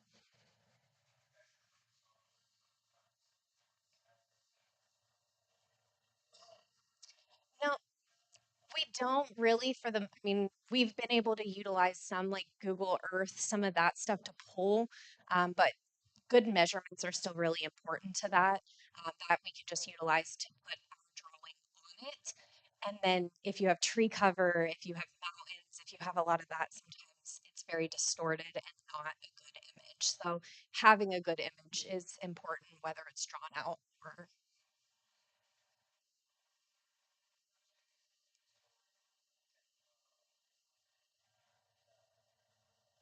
yeah. And I mean, we can make it work.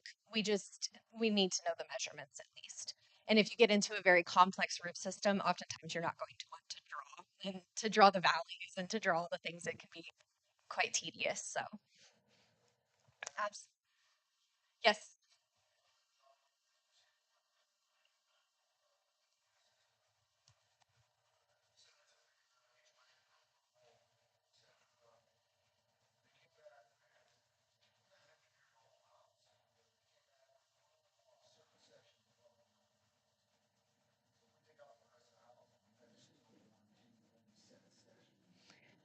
So with brackets, we can do that in specific circumstances. They have to break away at a 45-degree angle, and we have to know that they are breaking away. Like, yes, but the purpose of the 45-degree angle is because the glaciated snow that I mentioned, since it's all frozen in one mass, we have to give it that angle to allow for that snow to slide off on the portion that is not covered. Because if you're just covering over doorways and windows, you're going to be holding all of that snow whether you want it or not, and now it's only being held on those brackets. So like a whole run of the roof. Yes. If you're continuing to run that entire portion of the roof, that's warranted. I yes.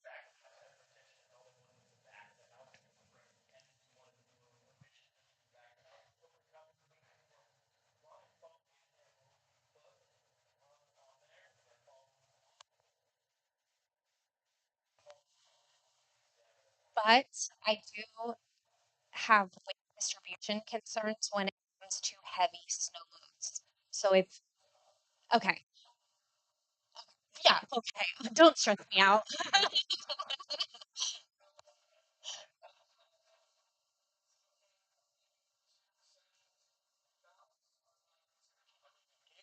That's the section. That ends. Okay.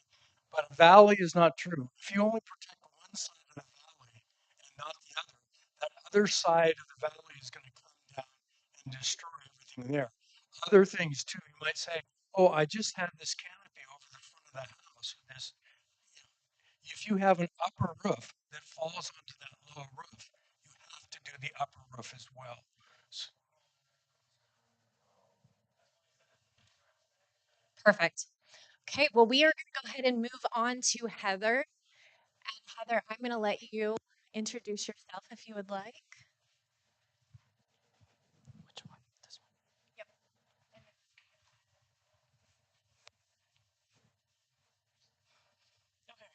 Hello, everybody. I'm Heather. I am one of the salespeople. I've probably worked with quite a few of you. Today, I'm going to talk about clamp-on snow retention and identifying your seams.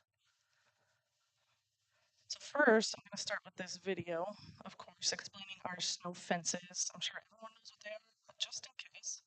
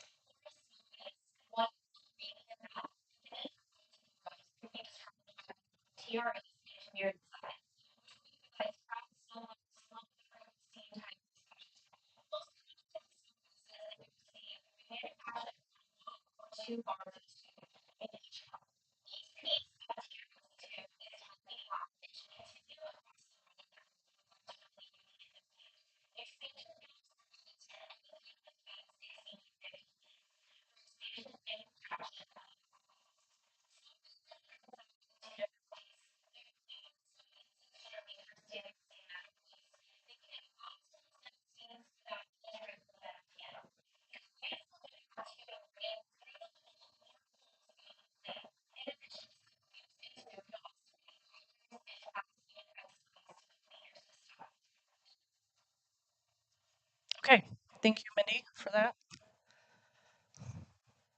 All right, now we're going to go over our most common seam types that we see at TRA. So first, of course, we have our single or double lock mechanical seams. You'll hear us ask these questions a lot.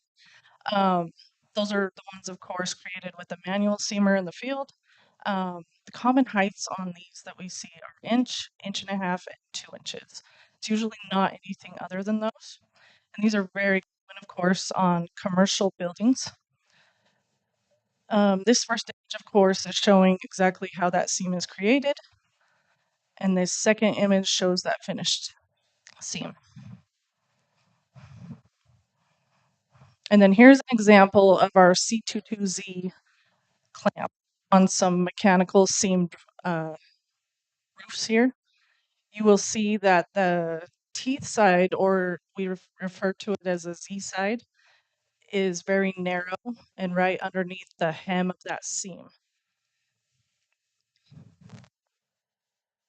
Next is our snap lock seams. These are super common on residential roofs, as you all probably know. The common heights we see on these are the 1 to 1.5 inches, and then a 1 3/4 inch. And here's that same image again of those C22Z clamps on those snap lock seams. You'll notice that the teeth side of that clamp is actually down in that groove on the bottom, close to the panel. There is a benefit for the snap lock, is that our clamp is universal for the 1 to 1.5 inch tall seam, and then it does change a little bit for that 1 3/4 inch seam. And then, believe it or not, of course, seam does have a big impact on our engineered designs. So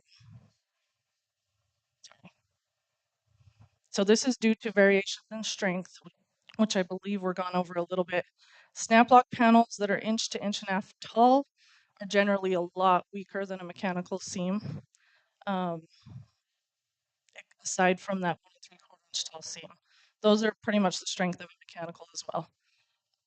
But you will notice here the difference: a snap lock panel design there on the top, and then a mechanically seamed panel, or the 1 3/4 inch snap lock panel on that bottom, and one additional row is needed there on that 1 to 1.5 inch snap lock. So for this, and to improve the performance of our clamps and on those weaker 1 to 1.5 inch tall snap lock panels, we actually introduced our HD snow fence system. So this is available in the C21 and the C22 design. And basically it features a longer Y side there, which is the flat side, and then integrated 2 Z sides into that clamp just to form one big clamp. And these have also been made available for all seam types. And the purpose of this, of course, is to reduce the number of rows on a roof. And then here is kind of the difference on a couple designs with that. So this one's regular C22Z clamps, and you'll see there's 5 rows in that highlighted section there. Here's it again, designed with those HDs, and that eliminated 2 rows, so you only need those 3 rows instead. And then just quickly going over some of our less common seams that we see, we can manufacture clamps for T-seams, zip ribs, batten ribs. They're super uncommon, and they do use a slightly different clamp, so it's best to contact us if you have any jobs that work with these. So basically our C21Z, C22Z, and the HD systems are clamps for fences that contain the bars, collars, end caps, and the optional ice flags. And then we also have deco guards. And these are individual standalone clamps for a more decorative look. And it is necessary for either type to be installed on every seam for a functional system.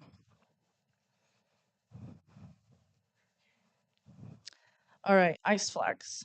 These are totally optional at TRA, but we do highly recommend them. And these help prevent snow and ice from sliding under that tube that you have installed in between those seams.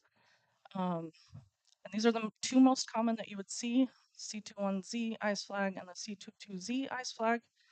And it's important to remember a taller seam, of course, will require a taller ice flag. So with that said, this is a good example of when a taller ice flag would be necessary.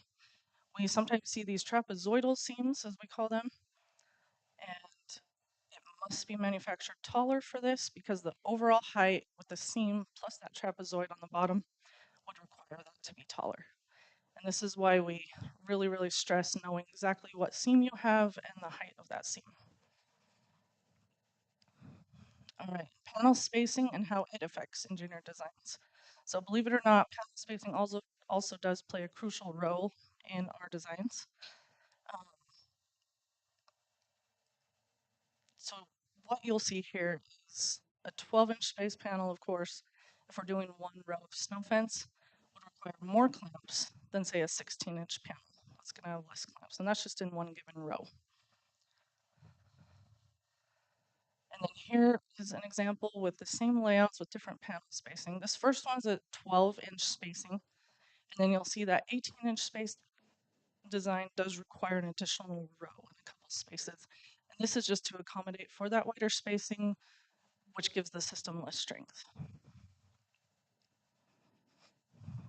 All right, and that pretty much concludes everything. These are also available in all of our usual finishes of raw steel, zinc plated, zinc and powder or zinc powder coated, copper, and then our 50 colors as well. All right, and then lastly, here's just a quick installation video of a C22Z system.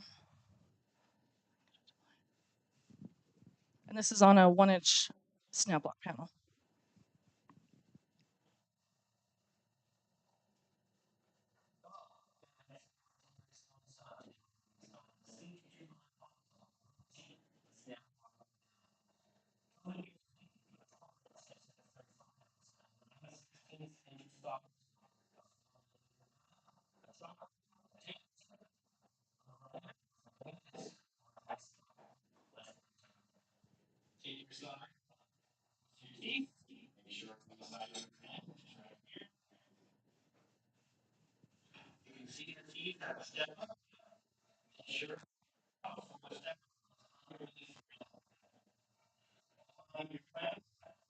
I just quickly want to have updated this clamp.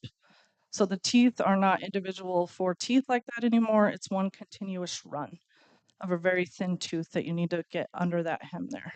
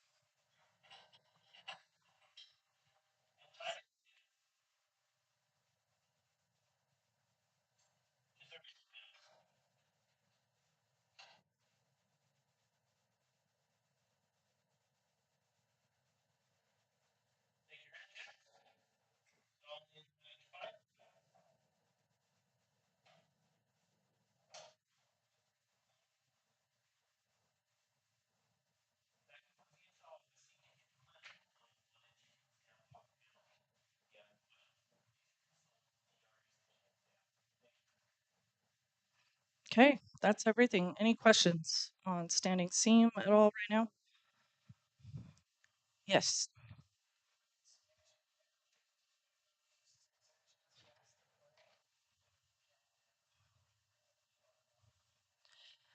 You want to leave a slight gap there.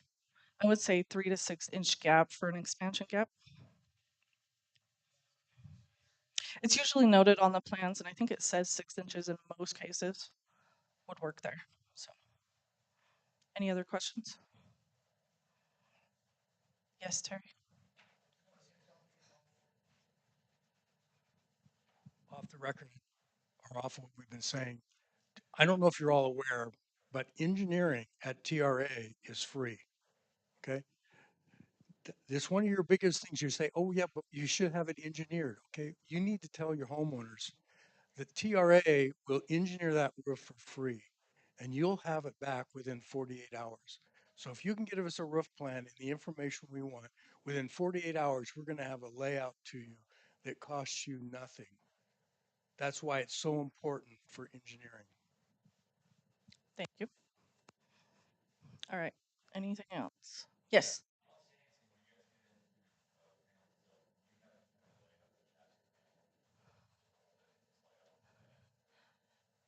So you're asking if sorry, what was that question again?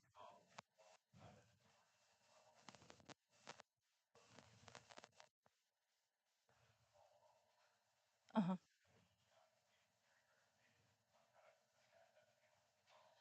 Ooh, how to attach the panel. I don't think we do.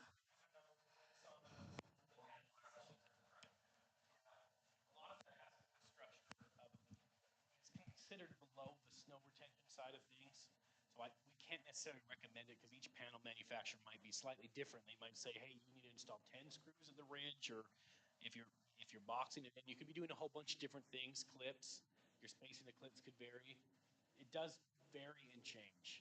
So we can help you determine some of that, but it's not on all of it. Um, and some of that comes manufacturer based.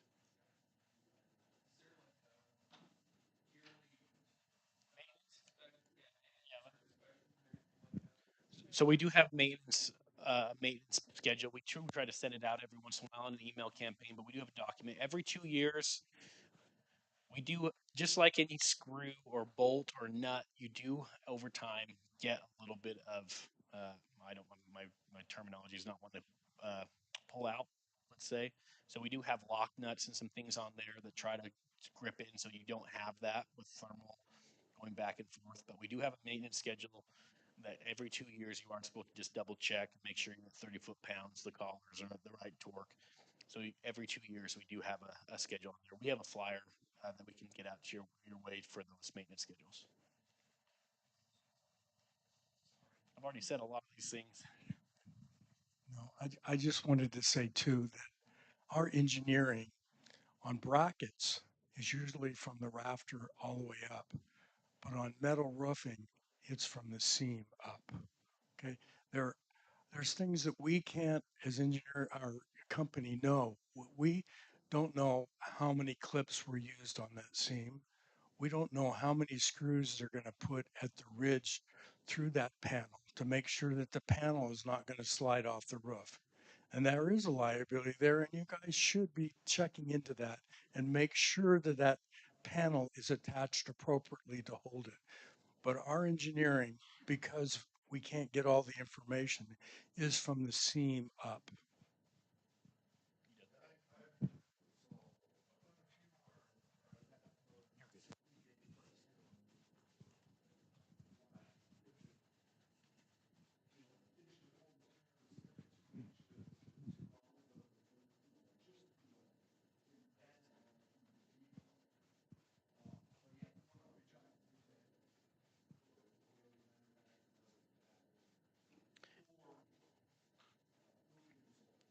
And yeah, sometimes there's a roofing consultant on the project that's telling you how many screws you need to use, or the HOA has hired an engineer. There's sometimes that happens. So sometimes you have to default to them above the panel manufacturer. They might get involved. I know we've had a few projects like that, and we've helped in a lot of those as well. So we're going to jump to deck mounts, but the food is here. It showed up about 10 minutes ago. We don't want it to get cold.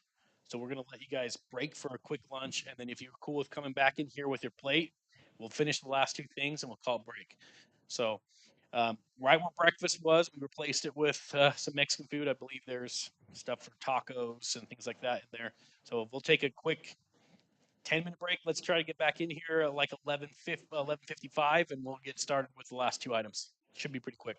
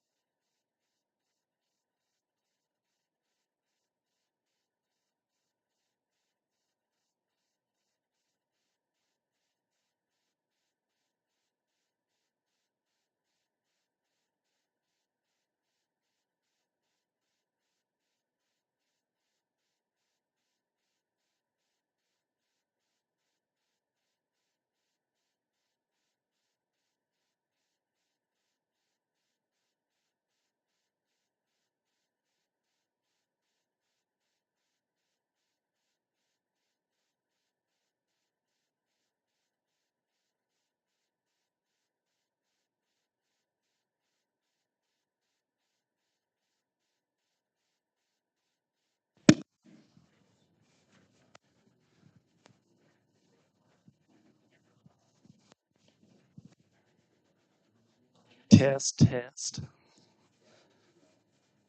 All right, if everybody's ready, we'll go over the deck mount segment of this. What's that? Oh, okay.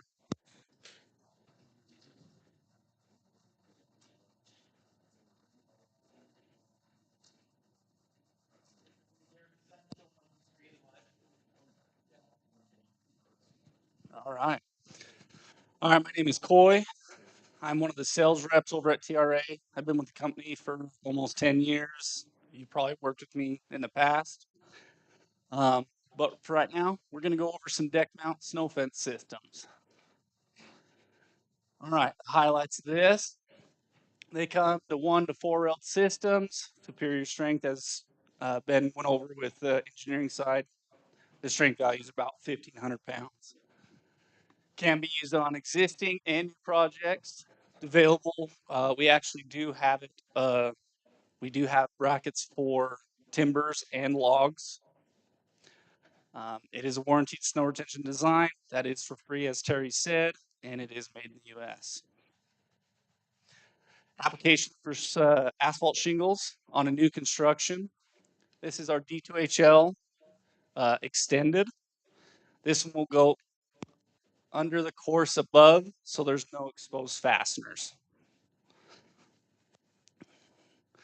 Here's also another one. This is our flash free fence. So this one will be fastened, as you can see right here. These will be fastened with 8 number 14 screws into the sheathing, with it being underneath the course above, which is flash free, as it states. Here, let me show you an installation video of that bracket, or that deck mount, I should say. Let's go. 26 seconds. Sorry, guys.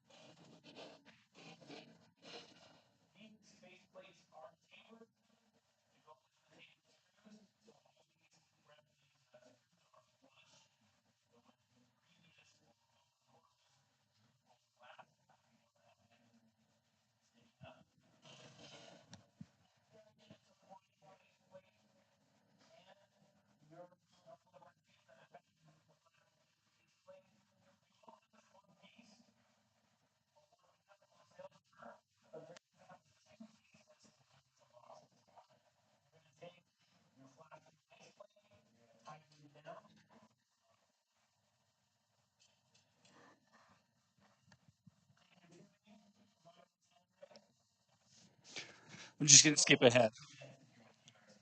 Okay, we're going back. Here we go.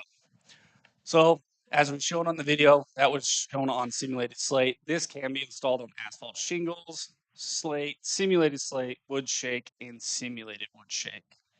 This also comes in a 1 to 3 pipe system. And as it shows here, the base plates come in different sizes for the different roofing materials that it's going to be installed on. Applications for corrugated metal. As you can see out on the table there, we have a new product as well that Derek will be covering, but this one is our D2H, D1H corrugated that fits in the valley. And then the D2HL corrugated J, which they have this little feet that fit into the valleys of the thing, of the corrugations, and then it sits on top, so you always have an optimal chance of hitting that rafter or truss. Membrane roofs. This is our single ply system. This can be on EPDM, TPO, PVC, and other roofing materials. This one is installed with number 14s, 9 of them. These ones also are tapered, so you'll have a flat mounting surface. Then goes your roof patch, and then your sealant. And of course, just like our splash free, they'll install right on top of that. And then here is our D-timbers and logs. As you can see, they are massive, and we do have brackets for that. Here's the snow blocker. This one is a pretty good one for any type of roof, except your real slate and stuff like that.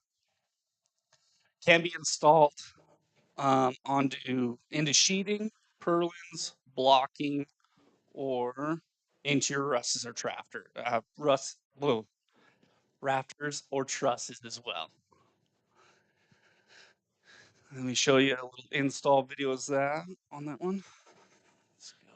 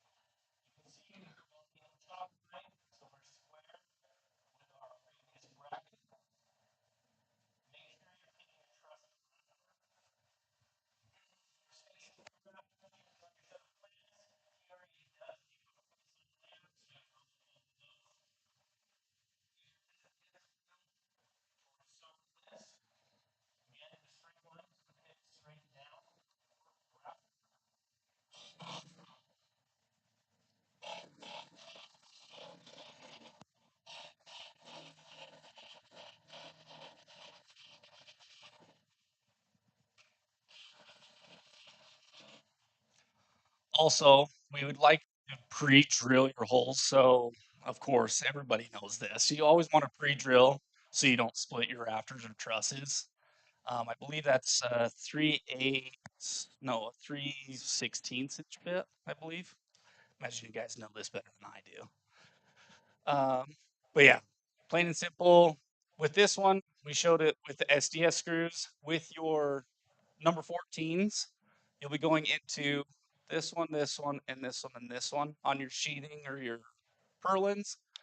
Purlins will be actually just these top four, since you only have, 2 to 3 inches of purlin to go into, and those full rolls are for. Here's some applications as well. Here's it on asphalt shingles and then your PBR panel as well. So, like I said, this one can be installed on practically most types of roofs. Here's our rafter mount. This is a newer product to kind of phase out a little bit of the D2HLs, if you guys know what that is. It's another deck mounted system. This one actually takes the clamp-on pipes, which is a 1-inch OD. This one is installed straight to your rafters on top of your roofing material. Of course, you want to seal it, of course, underneath it, pre-drill your holes, and then install it with 4 SDS screws going 4 to 6 inches, whatever you're needing. Oh, I guess, yeah, I just covered all that just right here. And then this is a newer product as well. This is our faux metal or faux panel mount. We made this, what started this was our Tesla solar roofs, which can be, so we don't have to ruin the solar panels, of course, because you can't go through the solar panels. They have a faux metal panel at the eaves, which is installed kind of just into sheathing, just like our snow blocker, but it raises it up just enough to protrude right there. Of course, same thing. This comes in a 2-part. There's the base plate and then the mount on top. And then this is all the material that we can make the deck mounts: steel, 3/16 steel, 1/4 inch steel, and a 1/4 inch copper. And of course, we can paint match whatever material going on. And then here's some examples of what's installed in our front showroom. There's a flash free, a D1H copper, a snow blocker 2, the rafter mount, T1, and then the corrugated stuff as well. Do we have any questions about the deck mounts? All right. I'm going to hand it over to Derek with new products.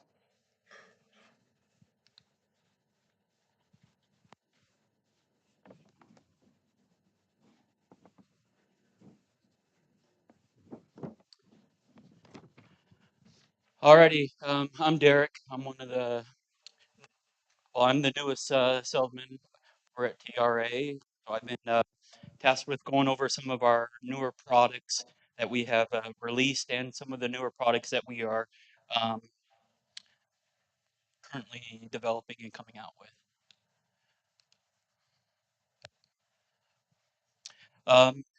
So these first two products, Coy and Heather have already discussed.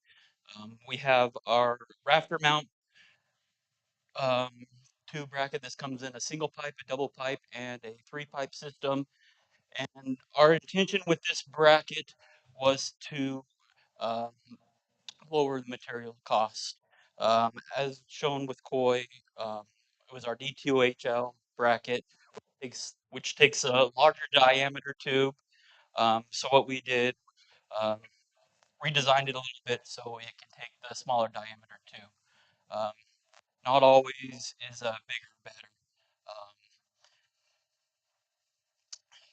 So these rafter mounts, they secure with 4 screws into the structure, and it has a really good load value. Um, next product I want to talk about is our HD clamp. Heather briefly talked about this. Um,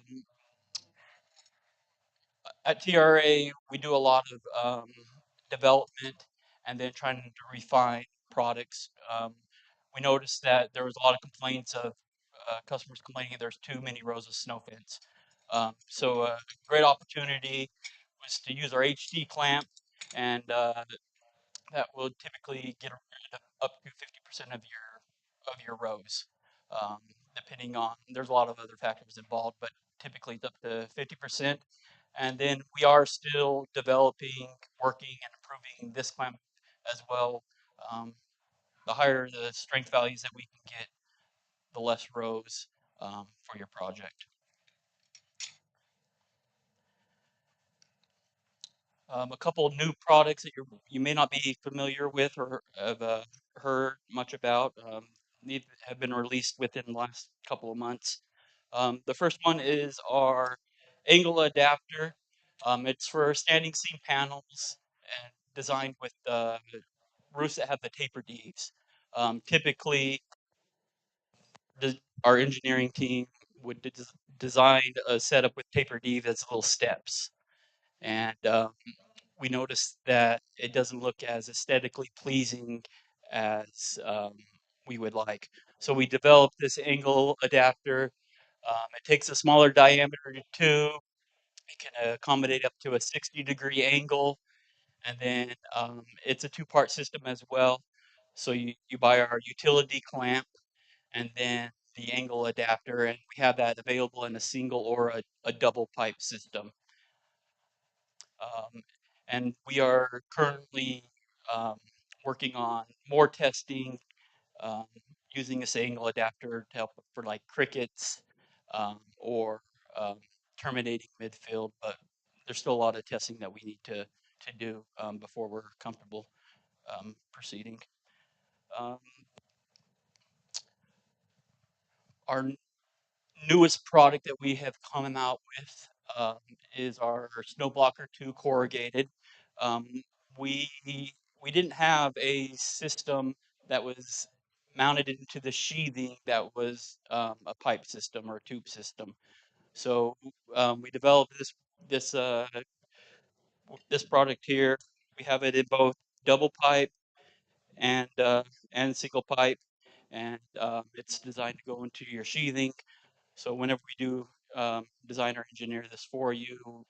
We would just need to know your sheathing um, thickness.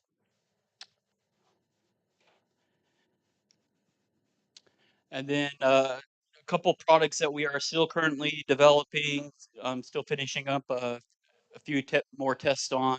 I'm sure we'll see this product released this year. It's our corrugated adapter plate. This is a very functional plate. It's also a two-piece system. You have your um, adapter plate, and then on the top you can either mount our rafter mount bracket or our snow blocker bracket.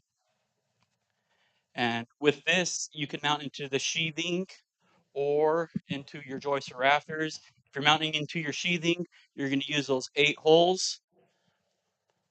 And then if you're going to your joists or rafters, you'll use the 4 holes on whatever side lines up the most. And we've designed this so it'll be quite easy for you to hit a joist or a rafter compared to our other corrugated one that Coy had showed previously. And then our newest product that we're currently developing, one that we're very excited about.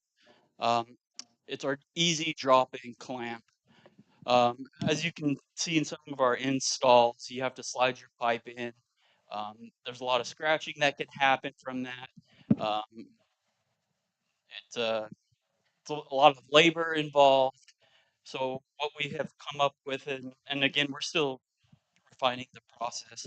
Um, but we're giving you the opportunity to be able to mount this bracket to your seam and to drop in your pipe. So instead of having to slide it in, you can drop your first pipe in, you add your clip, separating the 2 pipes, and then you'll snap on this clip over the top to finish it off. Now, this clip we've taken off and on a lot of times, so it is pretty easy to come off. Um, but don't be too alarmed by that right now. So like I said, we are still developing this product. This is something that we've heard a lot of support for. So I would look forward to this in the future.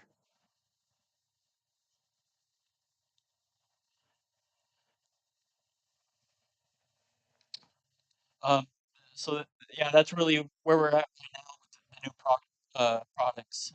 Um, we're always looking to improve and come up with new solutions. And if you guys ever have an idea or a suggestion for us, would absolutely love to hear. And we do custom projects all the time as well. So if there's not a product that works great for your installation, reach out to us and we can develop a new product for you. Are there any questions that we have about these new products? They're going to be out on the display over there, and then you're welcome to come up to this table as well.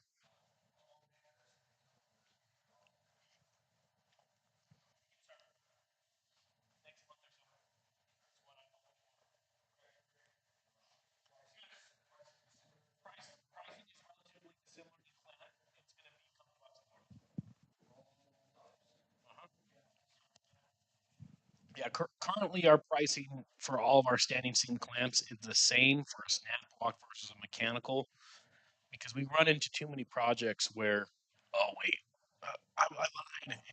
It's the wrong seam. Your quote's still right. Now the design might not be right. We might have to play with that, and that still might change your quote price. But we try to make sure that those are always consistent. So again, this last slide, the easy should be live in the next month or so. We are very excited about it. We've installed this. I've installed a few hundred of these myself. This new Easy Clamp, and I will tell you, way beneficial for the installer. So you will love it. We wanted to prove the concept, as Derek said. This top piece, after being used and popped on, popped off. I mean, these ones are really easy to pop on, pop off, like he said, because it's spring loaded. These studs that you're putting on. We wanted to prove that that would go through expansion contraction of a cold winter, that we wouldn't have problems.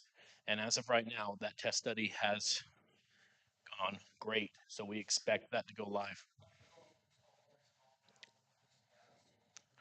Yeah, there you go. Install. No, he had the next question, Terry. Can I get here?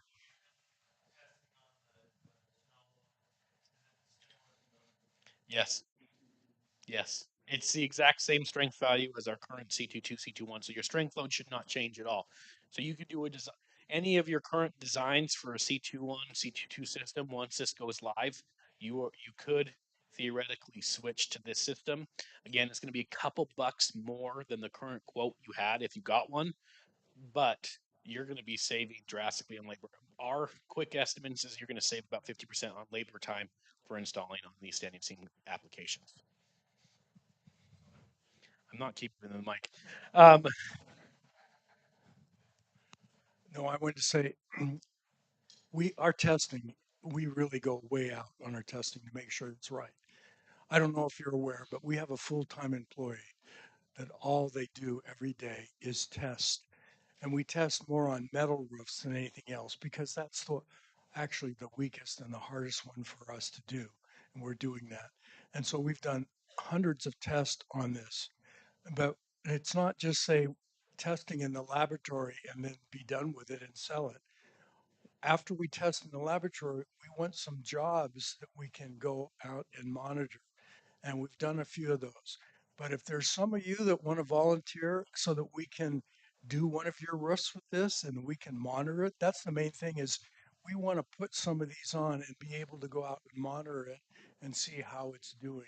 So if you're interested in that, contact us. Maybe we can work with you so that we can do a roof with you and allow us to monitor it.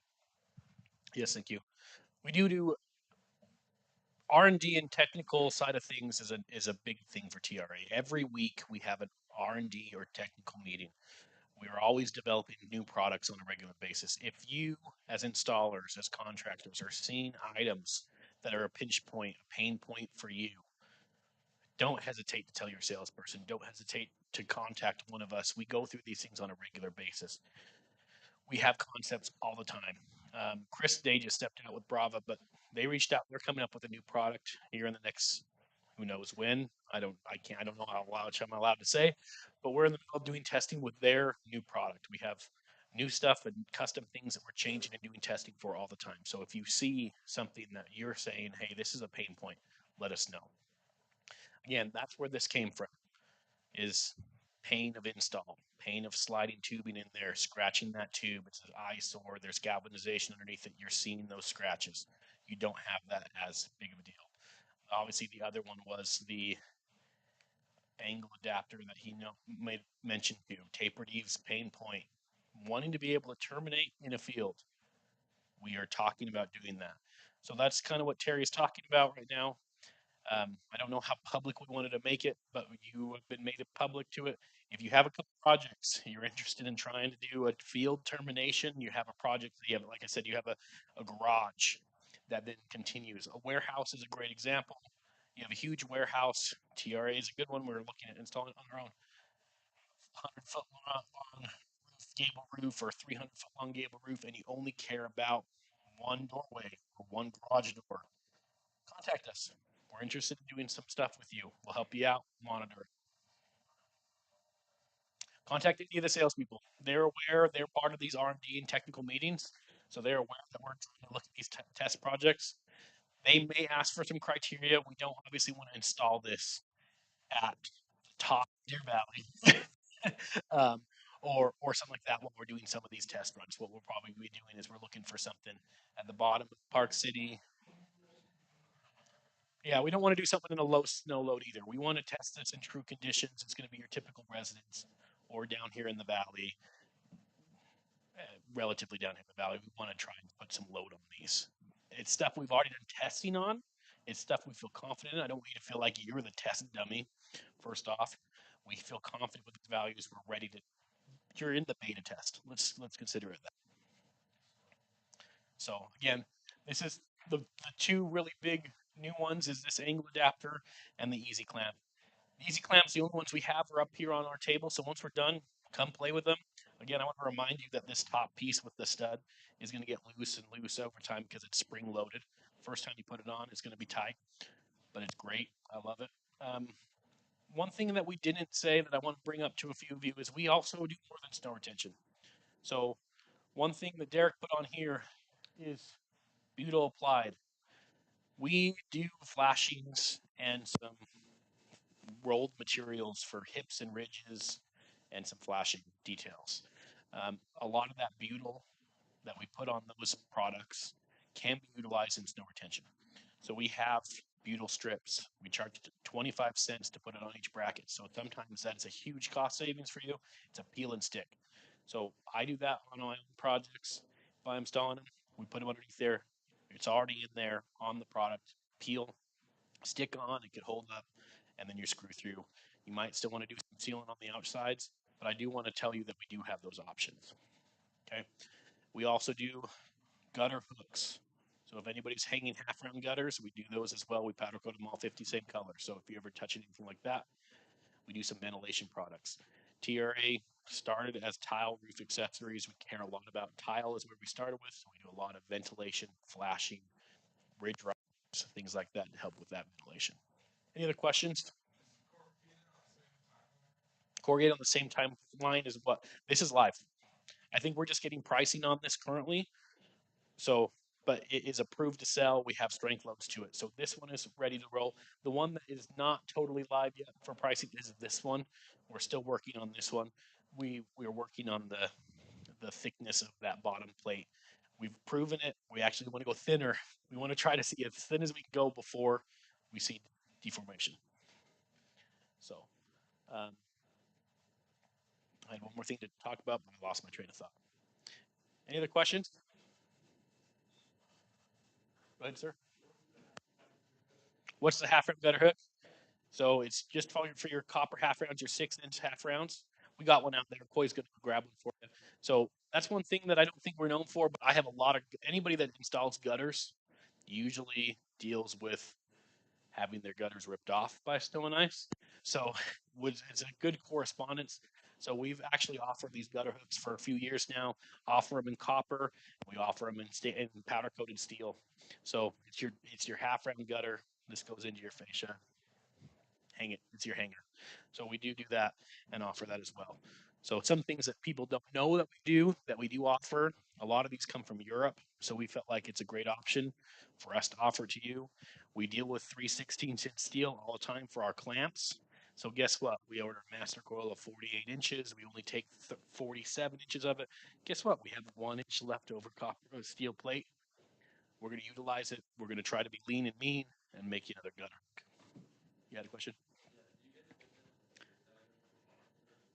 As of right now, we only do half round. But if you're interested in stuff like that, we are. But it's way more competitive, a lot more thinner gauge. I don't know if we'll get there. Okay. With that, I want to thank those who came again. All of you as attendees, some of those who attended as well. Roofers Coffee Shop, URCA, WRE, Bravo. Thank you. Thank you all for coming. If you have questions for them, they'll be in the other room. We have other things for you in there. We have a couple displays of some Brava and a snap lock system in there. So if you want to play with it, install it. This easy clamp is not designed to go on that roof, so I don't have one for you to install here, but you can play with this all you want. If you have additional questions, we want to answer them.